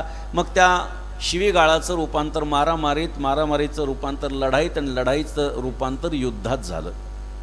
आता ही मंडळी काही युद्धाला गेली नव्हती शस्त्राचा साठा घेऊन जायला. आत्मरक्षणापुरतं प्रत्येकाकडे पूर्वीच्या काळात शस्त्र असायचं. तुम्ही बघा, तुमच्या आधीच्या 2-4 पिढ्या जर बघितल्या तर हातामध्ये काठी कायम असायची. तरुण असो किंवा म्हातारा असो, हातात काठी असायची आत्मसंरक्षणासाठी. तसं आत्मसंरक्षणासाठी जे काही असायचं ते घेऊन सगळे गेलेले. आता या लढाईमध्ये, या युद्धात झालं असं, 2 विभाग झाले यादवांमध्ये आणि एकमेकांशी ते सगळे लढले. अनेकांच्या म्हणण्यापेक्षा सर्वांचेच शस्त्रास्त्र जे ते तुटून पडले. म्हणजे तलवारीनं जर का एखाद्याला मारायचं तर त्या तलवारीचं टोक 4दा तुटलं तरी एवढ्याशा टोकाने एखाद्याला मारायचं, पण ते तुटलं तर कशाने मारायचं, अशी परिस्थिती या सगळ्यांची झाली. आणि सगळ्यांचे उरलेल्यांचे अस्त्रशस्त्र संपले. मग आता कशाने मारायचं तोपर्यंत हे जे चूर्ण आहे त्या चूर्णाच्या काठ्या, तोपर्यंत काही दिवस गेले असतील की त्याच्या काठ्या उगवल्या आणि त्या लोखंडासारख्या काठ्या या लोकांनी उपसल्या आणि एकमेकांना मारून सगळे यादव संपले. आपापसात लढून मरणं याला यादवी माजणं असं आपल्याकडे म्हटलं जातं. ते सगळं यादवी माजणं म्हणजे हा प्रकार सगळा घडला होता. हे सगळं का सांगतोय आपल्याला? आता बघा, जे दारू पिऊन गप्पा मारायला बसले होते त्यांना सुद्धा काही जास्तीचं बोलण्याची गरज होती का? नाही. पण नको तिथे जर आपण बोललं आणि पाहिजे तिथे जर गप्प बसलं तर निश्चितपणे नुकसान होणार आहे. म्हणून संत महात्म्यांचा एक शब्द महत्वाचा आहे. ते म्हणतात, हरी बोला, हरी बोला, नाही तरी अबोला, व्यर्थ गलबला करू नका, नको नको मान, नको अभिमान, सोडी मी तूपण तोची सुखी. मान, अपमान, मी तूपणा याचा त्याग जो करतो, नाथ महाराज म्हणतात, तोच खरा सुखी आहे.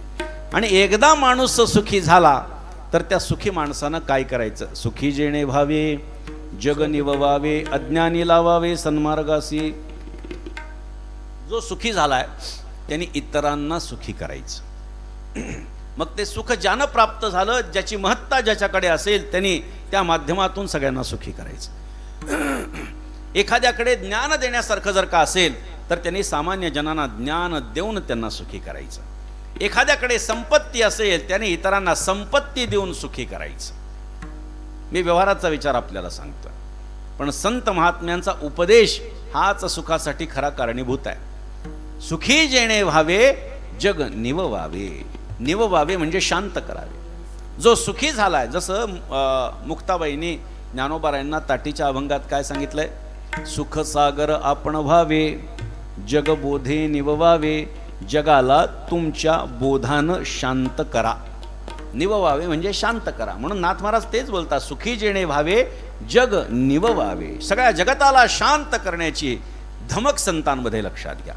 अज्ञानी लावावे सन्मार्गासी. जो अज्ञ आहे त्याला सन्मार्गाला लावण्याचं काम संत महात्मे करतात. अनेक उदाहरण आहेत. त्यातलं महत्त्वाचं उदाहरण म्हणजे गावोबाचं आहे. एकनाथ महाराजांच्याकडे गावोबा नावाचा एक मुलगा होता. म्हणजे नदीच्या पलीकडचा एका कुलकर्ण्याचा मुलगा, ब्राह्मणाचा मुलगा.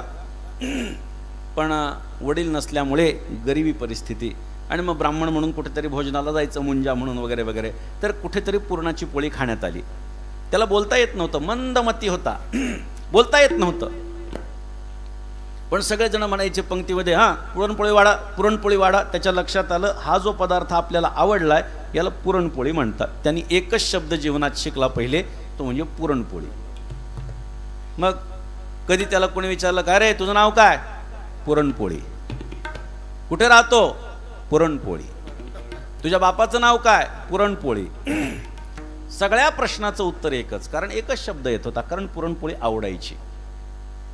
आईला हट्ट करायचा, पुरणपोळी पुरणपोळी पुरणपोळी. आईची पात्रता नव्हती. पूर्वीचा काळ असा होता की गोड पदार्थ खाण्यासाठी दिवस ठरलेले असायचे. वर्षातून 2-4 वेळा गोड खाल्लं, त्यामुळे लोकांना उत्सुकता त्या सणाची, की दिवाळी आली ना म्हणजे काहीतरी गोडधोड खायला मिळणार. आता काय झालं, रोजच गोड आहे.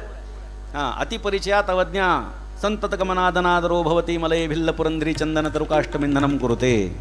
काय सांगितलंय सुभाषितकारांनी? फार सुंदर उदाहरण दिलंय. अतिपरिचयात अवज्ञा. अतिपरिचय झाला की अवज्ञा ठरलेली असते. म्हणजे आता काही लोक असं असतात, आमचं महाराष्ट्रामध्ये सगळीकडे महाराज मंडळी जी कीर्तनकार आहेत ते सगळी फिरत असतात. लोक आवर्जून बोल, महाराज आमच्याकडे आलं पाहिजे बरं का, आमच्याकडे आलं पाहिजे. ठीक आहे, खूप आग्रह केल्यानंतर कधीतरी त्या परिसरात वेळही असतो, तर जाऊ यांच्याकडे. बस आदरातिथ्य करतात. मग काय पायघड्या टाकतात, अंगावर फुलं उधळतात, ओवाळतात, पाय धुतात, काय काय पाहिजे अमुक देणं तमुक देणं, सगळं सगळं सगळं करतात. आणि मग देत असताना समजा कोणी कीर्तनकार, नाही नाही कशासाठी हो हे एवढं कशासाठी? नाही नाही तुम्ही पहिल्यांदा आमच्याकडे आले. याचा दुसरा अर्थ काय? दुसऱ्यांदा आले तर एवढी अपेक्षा ठेवू नका. दुसरा अर्थही कायम लक्षात ठेवला पाहिजे. मग दुसऱ्यांदा समजा येऊ लागले तर पायघड्या कॅन्सल, ओवाळणं कॅन्सल, पाय धुणं कॅन्सल, महाराज जेवण करून जा. तिसऱ्या वेळ आले, चहा घेणार का? चौथ्या वेळी मी इथं नाही, गावाला गेलो. अतिपरिचयात अवज्ञा. संतत गमनात, सातत्यानं जाण्यामध्ये अवमान घडण्याची शक्यता. अनादरो भवती. आणि उदाहरण काय दिलंय? मलये भिल्ल पुरंधरी चंदन तरुकाष्टम इंधनम कुरुते. मलयगिरी पर्वतावरती सगळीच झाडं जी आहेत ना ती चंदनाची आहेत. आपल्याला चंदनाचं महत्व आहे. हा, चंदनाचं महत्व त्या वीरप्पनला विचारा. म्हणजे आता जाऊ नका, तो वर गेलाय. वीरप्पनला माहिती आहे चंदनाचा लाभ किती आहे, पैसा किती मिळतो. एवढंच जर का लाकूड असेल खोड चंदनाचं 2-3 हजार रुपयाला मिळतं. आणि एवढाच जर गाभा चंदनाचा घेतला तर 4-5 हजार रुपये त्याला किमान आपल्याला मोजावे लागतात. एवढाच गाभा, एवढं त्या चंदनाचं मोल आहे. पण ती जी मलयगिरी पर्वतावरची जी भिल्ल स्त्री असते तिला काही महत्त्व नसतं, कारण सगळेच झाडं काय आहेत? चंदनाची आहेत. मग ती काय करते? सुभाषितकार म्हणतात, मलये भिल्ल पुरंदरी चंदन तरुकाष्ठम इंधनम कुरुते. स्वयंपाक करण्यासाठी त्या लाकडाचा वापर करते, पाणी तापवण्यासाठी लाकडाचा वापर करते. कोणत्या? चंदनाच्या झाडाचा. म्हणून अतिपरिचय झाला की तिथे अवज्ञा ठरलेली असते. झालं. या गावोबाला सातत्यानं पुरणपोळी पुरणपोळी पुरणपोळी. आईनं विचार केला, आपण तर काही देऊ शकत नाहीत, गोड तर आपण काही नित्य देऊ शकत नाहीत. मग काय करायचं? कोणीतरी सांगितलं, पैठणला नाथ महाराजांच्याकडे पांडुरंगाला रोज पुरणपोळीचं नैवेद्य बरं का. त्यांना जर विनंती केली तर कदाचित देतील त्याला रोज पुरणपोळी. आईनं विचार केला, ठीक आहे, इथं राहून तिथे नाथ महाराजांच्या संतांच्या सानिध्यात राहणं चांगलं आहे. झालं, पाठवलं. याच्यानंतर नाथ महाराजांना सांगितलं, असं असं आहे, राहू द्या म्हटले, इथं राहू द्या, खाणं पिणं वस्त्र सगळं आपण करू, आपला वाडा मोठा आहे, राहू द्या म्हटले. रोज याला नैवेद्याची पुरणपोळी. आता ही पुरणपोळी आपल्याला एकनाथ महाराजांच्यामुळे मिळते, त्यामुळे एकनाथ हे दुसरं नाव त्याला येऊ लागलं. लक्षात घ्या, एकनाथ हे दुसरं नाव येऊ लागलं. आता एकनाथ महाराज हे संत आहेत. अज्ञानी लावावे सन्मार्गासी, बुडते हे जन न देखवे डोळा, येतो कळवळा म्हणून. त्याने विचार केला, नुसतं खात बसण्यापेक्षा याच्या मुखातून भगवंताचं नामस्मरण आलं पाहिजे. म्हणून बसले माळ घेऊन.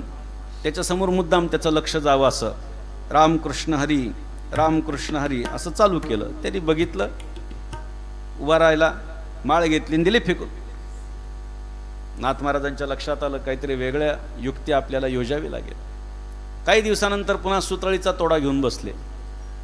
गाठ मारायची रामकृष्ण हरी, गाठ मारायची रामकृष्ण हरी. पुन्हा येऊन उभा राहिला. त्याला हे काही वेगळं वाटलं. मग त्यांनी निरीक्षण केलं काय करतात. तोडा घेतला हातात, गाठ मारायचा, पण रामकृष्ण हरी कुठे येत आहे. मग काय म्हणायचं, एकनाथ एकनाथ एकनाथ एकनाथ. नाथ महाराजांचं नाव सातत्यानं घ्यायचं. लक्षात घ्या, संत महात्म्यांच्या नावाचा काय परिणाम होतो. आरती एकनाथा, नाथ महाराजांच्या आरतीत एकनाथ महाराजांच्या नामाचं महात्म्य दिलंय.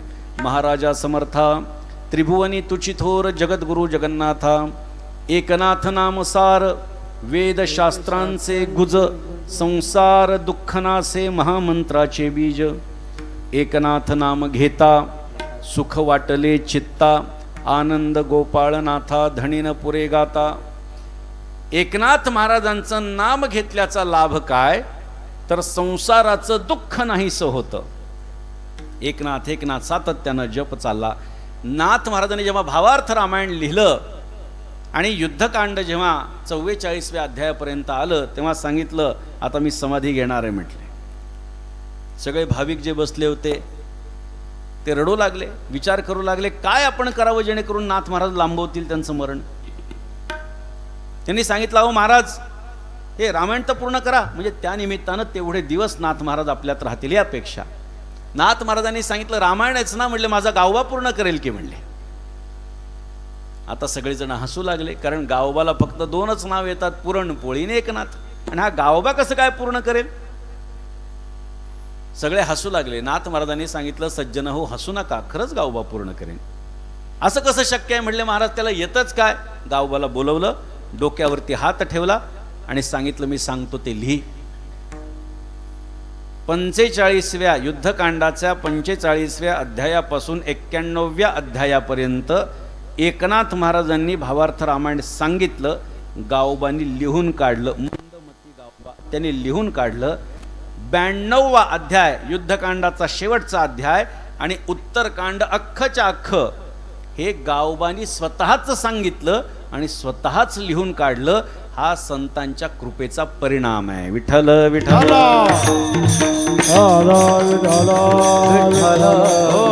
त्यामुळे सुखी जेणे व्हावे, जग निववावे, अज्ञानी लावावे सन्मार्गासी. आता हा सन्मार्ग आहे हे कसा कळणार. नाथ महाराज म्हणतात, मार्ग जया कळे भाव भक्ती बळे. भाव आणि भक्तीच्या बळावर ते कळणार आहे की हा सन्मार्ग आहे का चुकीचा मार्ग आहे. जगाची ये मेळे न दिसती. आता जग जग म्हणून दिसत नाही, परमात्मा म्हणून जग असे की वस्तू प्रभा अशी अवस्था होऊन जाते. मार्ग जया कळे भाव भक्ती बळे, जगाची ये मेळे न दिसती. दिसती जनी वनी प्रत्यक्ष लोचनी, एका जनार्दनी ओळखिले. आणि मग संतांची कृपा झाली, त्यांनी सांगितल्याप्रमाणे आमच्या मुखातून नामस्मरण येऊ लागलं की चराचरामध्ये परमात्मा दिसू लागतो. जनी वनी अवघा देव अशी अवस्था होते. विठ्ठल जळी स्थळी भरला, रिता ठाव नाही उरला. अजिब्या दृष्टीने पाहिला विठ्ठलची विठ्ठल, किंवा जे जे दृष्टी दिसे ते ते हरी रूप, किंवा येथुनी पाहे तेथवरी तव तव अवघा दिसे हरी, किंवा जहाँ पग डारू देखे अनेरा देखे तो सब वहीने घेरा.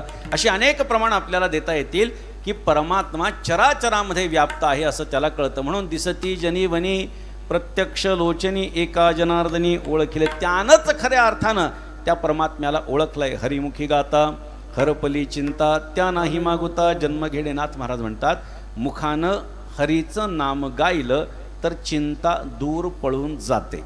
आता चिंता कोणाच्या मागे नाही सांगा. प्रत्येकाच्या पाठीमागे चिंता आहे, कशाची न कशाची तरी चिंता आहे. हा कशाची ना कशाची तरी चिंता आहे.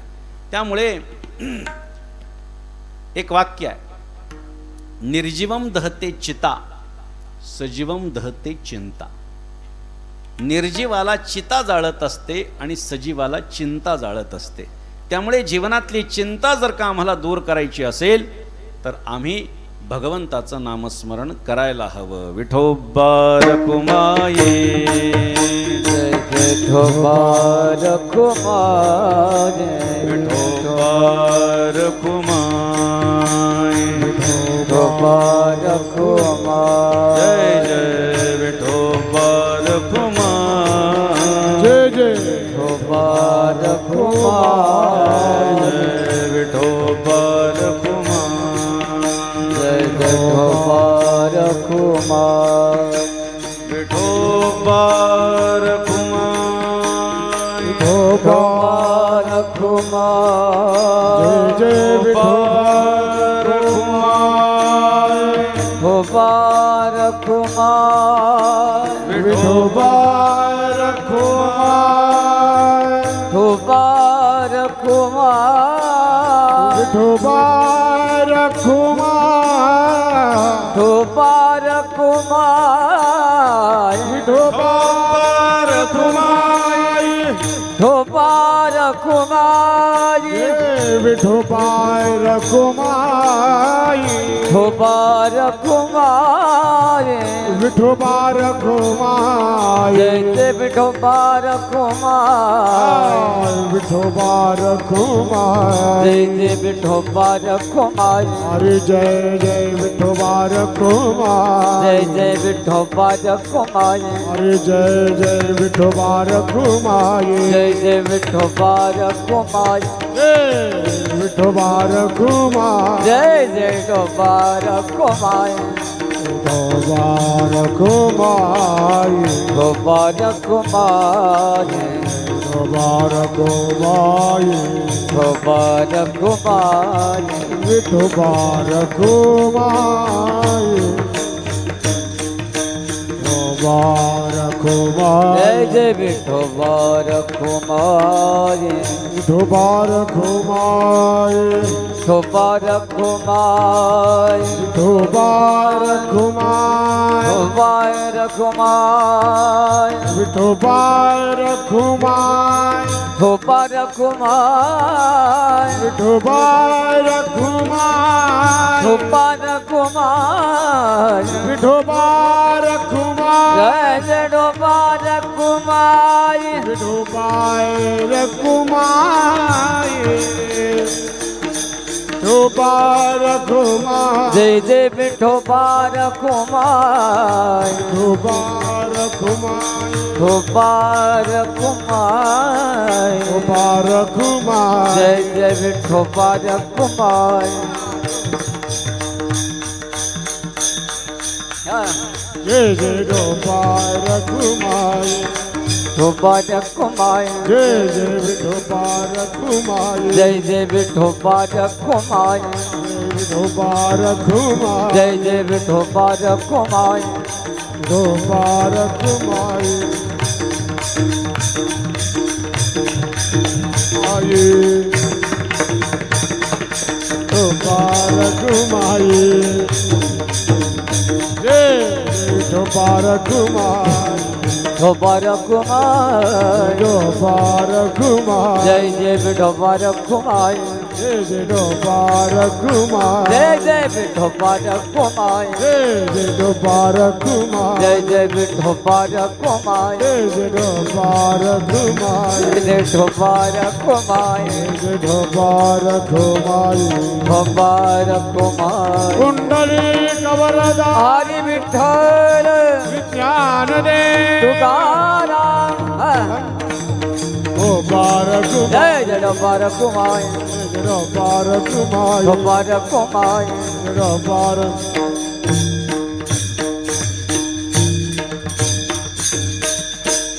हरी बोला नाही तरी अबोला व्यर्थ गलबला करू नका. हरिमुखी गाता हरपली चिंता त्यांनाही मागोता जन्म घेणे. शांती ब्रह्म श्रीमंत श्री एकनाथ महाराजांचा हरिपाठ प्रकरणातला अभंग आज सेवेकरता निवडलेला होता आणि यथामती आपण अभंगाचं चिंतन देखील केलेलं आहे. कीर्तनामध्ये जो काही उपदेश कीर्तनकाराच्या माध्यमातून होत असतो तो केवळ आपल्यासाठीच आहे असा विचार प्रत्येक श्रोत्यांनी जर केला तरच उद्धार घडणार आहे. नाहीतर सामान्यतः असं वाटतं की आपण फक्त जायचं असतं, बाकीच्यांसाठी उपदेश आहे. असं नाही आहे. आमच्यासाठीच उपदेश आहे असा विचार करायचा की कीर्तनकार जे सांगत आहे त्याच्या मनातलं किंवा त्याच्या मुखातलं आलेलं वाक्य हे भगवंतानं आपल्यासाठी या कीर्तनकाराच्या माध्यमातून पाठवलंय असा विचार केला पाहिजे, जेणेकरून आपल्या जीवनामध्ये धन्यता आल्याशिवाय राहणार नाही. असो, जास्त वेळ मी घेत नाही, आपली वेळ संपलेली आहे. आपल्या वडघरमध्ये भिवंडी तालुका येतो नाहीच, ठाणे जिल्ह्यात सुंदर असा कार्यक्रम मोठ्या श्रद्धेनं भक्तिभावानं आपण या ठिकाणी साजरा करत आहात. आणि आज माझ्या वाट्याला सेवा आली. यथामती अभंगाचं चिंतन केलं आहे. ज्या एकनाथ महाराजांनी मूढमती गावोबाचा उद्धार केला तो तुमच्या आमच्या सामान्यांचा उद्धार करू शकणार नाहीत का? निश्चितपणे करू शकणार आहेत. मात्र आपली निष्ठा, आपली श्रद्धा, आपली भक्ती त्यांच्यावरती असणं अपेक्षित आहे. यासाठी आपण नाथ महाराजांच्या दर्शनाला जरूर पैठणला आलं पाहिजे. आता खरं तर इथून मुंबईहून पैठण आमचं लांब आहे, छत्रपती संभाजीनगर जिल्ह्यामध्ये. मात्र तरी देखील आपण एकनाथ महाराजांचं एकदा दर्शन घ्या, वारंवार यावंसं वाटल्याशिवाय राहणार नाही याची मी खात्री यासाठी देतो, कारण एकनाथ महाराज हे असे संत आहेत की जे आजही लोकांना दर्शन देतात, आजही त्यांच्यावरती ते कृपा करतातच. तिथे जाऊन नाथ महाराजांची शरणागती पत्करून आपण त्यांना विनंती करावी की महाराज, तुमच्यासारखी शांती, तुमच्यासारखं ऐश्वर्य तर आम्हाला प्राप्त नाही, मात्र आमच्याकडे सगळं असून शांती नाही, ऐश्वर्याचा उपभोग घेण्यासाठी चांगलं आयुष्य नाही, ते आमच्या पदरामध्ये आपण टाका. काही कण, काही क्षण, काही अंश त्यातले जरी आम्हाला प्राप्त झाले तरी आमची जीवनाची इति कर्तव्यता होणार आहे, कृतकृत्यता आम्हाला प्राप्त होणार आहे. आपण प्रार्थना करून शांतपणे डोळे मिटवून 5 मिनिटं बसा. मी आपल्याला खात्री देतो एकनाथ महाराज या सगळ्या गोष्टी दिल्याशिवाय राहणार नाही. मोरोपंतांची एक सुंदर आर्या आहे, जो एकदा पैठणास जाय षष्ठी, तो जीवनी कधी न होय कष्टी. आपल्या जीवनातलं दुःख, कष्ट, दारिद्र्य घालवायचं असेल, शांती प्राप्त करायची असेल, सुख समाधान प्राप्त करायचं असेल तर आपण पैठणला सर्वांनी जरूर या. नाथ षष्ठीला 7 ते 8 लाख भाविक जमतात पैठणच्या वारीसाठी. कोणत्याही संतांच्या समाधी सोहळ्याचा वारकरी संप्रदायातला सर्वात मोठा समाधी सोहळा आहे, जो संख्यात्मक दृष्टीने आपण विचार केला तर. त्यामुळे आपण पैठणला नाथ महाराजांच्या दर्शनासाठी या. एवढ्या गर्दीमध्ये शक्य नसेल इतर वेळी या, पण नाथ महाराजांचं दर्शन आयुष्यात एकदा करा. आयुष्यात एकदा तरी एकनाथी भागवताचं पारायण करा. या निमित्ताने मी आपल्याला आमंत्रणही देतोय. आज वारकरी संप्रदायाची जी प्रस्थानत्रयी आहेत, ज्ञानेश्वरी, एकनाथी भागवत आणि तुकाराम महाराजांची गाथा, यापैकी 2 मंदिरं झालेली आहेत. ज्ञानेश्वरीचंही मंदिर झालं आहे आणि गाथेचंही मंदिर झालेलं आहे, पण एकनाथी भागवताचं मंदिर झालं नाही. ही संकल्पना आमच्या डोक्यामध्ये काही वर्षांपूर्वी आली आणि आता ती सत्यात उतरती आहे. एक भव्य दिव्य असा प्रकल्प आपण पैठणमध्ये सुरू करतोय एकनाथी भागवत मंदिराचा. आणि 6 एकरचा मोठा तो परिसर आणि त्याच्यावरती मोठं असं एकनाथ महाराजांच्या भागवताचं मंदिर बांधण्याचा संकल्प आहे. साधारणतः डिसेंबरमध्ये आपल्याला त्याचं भूमिपूजन करायचं आहे. त्यामुळे आपल्या सर्वांना या निमित्तानं मी त्या कार्यक्रमाचं आमंत्रण देतो. संतोषजींकडे मी पत्रिका पाठवेन, त्यांनी तुम्ही सर्व लोकांपर्यंत पोचवा. कबीर महाराजांच्याकडे, हे सगळे जे ज्या मंडळीचं, जितेंद्र महाराजांच्याकडे, ज्यांना ज्यांना शक्य त्यांना मी पाठवेन, माझ्याकडे ज्यांचे नंबर आहेत त्यांना. आणि आपण सर्वांनी त्या निमित्तानं एकनाथ महाराजांच्या दर्शनासाठी यावं. त्या एक निमित्त, तिथे येण्याचं काहीतरी निमित्त आपल्याला सर्वांना भेटेल, प्राप्त होईल. म्हणून आपण पैठणला त्या निमित्तानं जरूर यावं आणि नाथ महाराजांच्या चरणी आपली सेवा अर्पण करावी अशी आपल्याला सर्वांना विनंती करतो. झालेली सेवा शांतीब्रह्म श्रीमंत श्री एकनाथ महाराजांच्या चरणी आणि तुम्हा सर्व सज्जन वृंदांच्या चरणी समर्पित करतो आणि माझ्या वाणीला पूर्णविराम देतो. एकवार संतांचं सर्वांनी भजन करा. भानुदास एकनाथ, भानुदास एकनाथ, भानुदास एकनाथ, भानुदास एकनाथ, भानुदास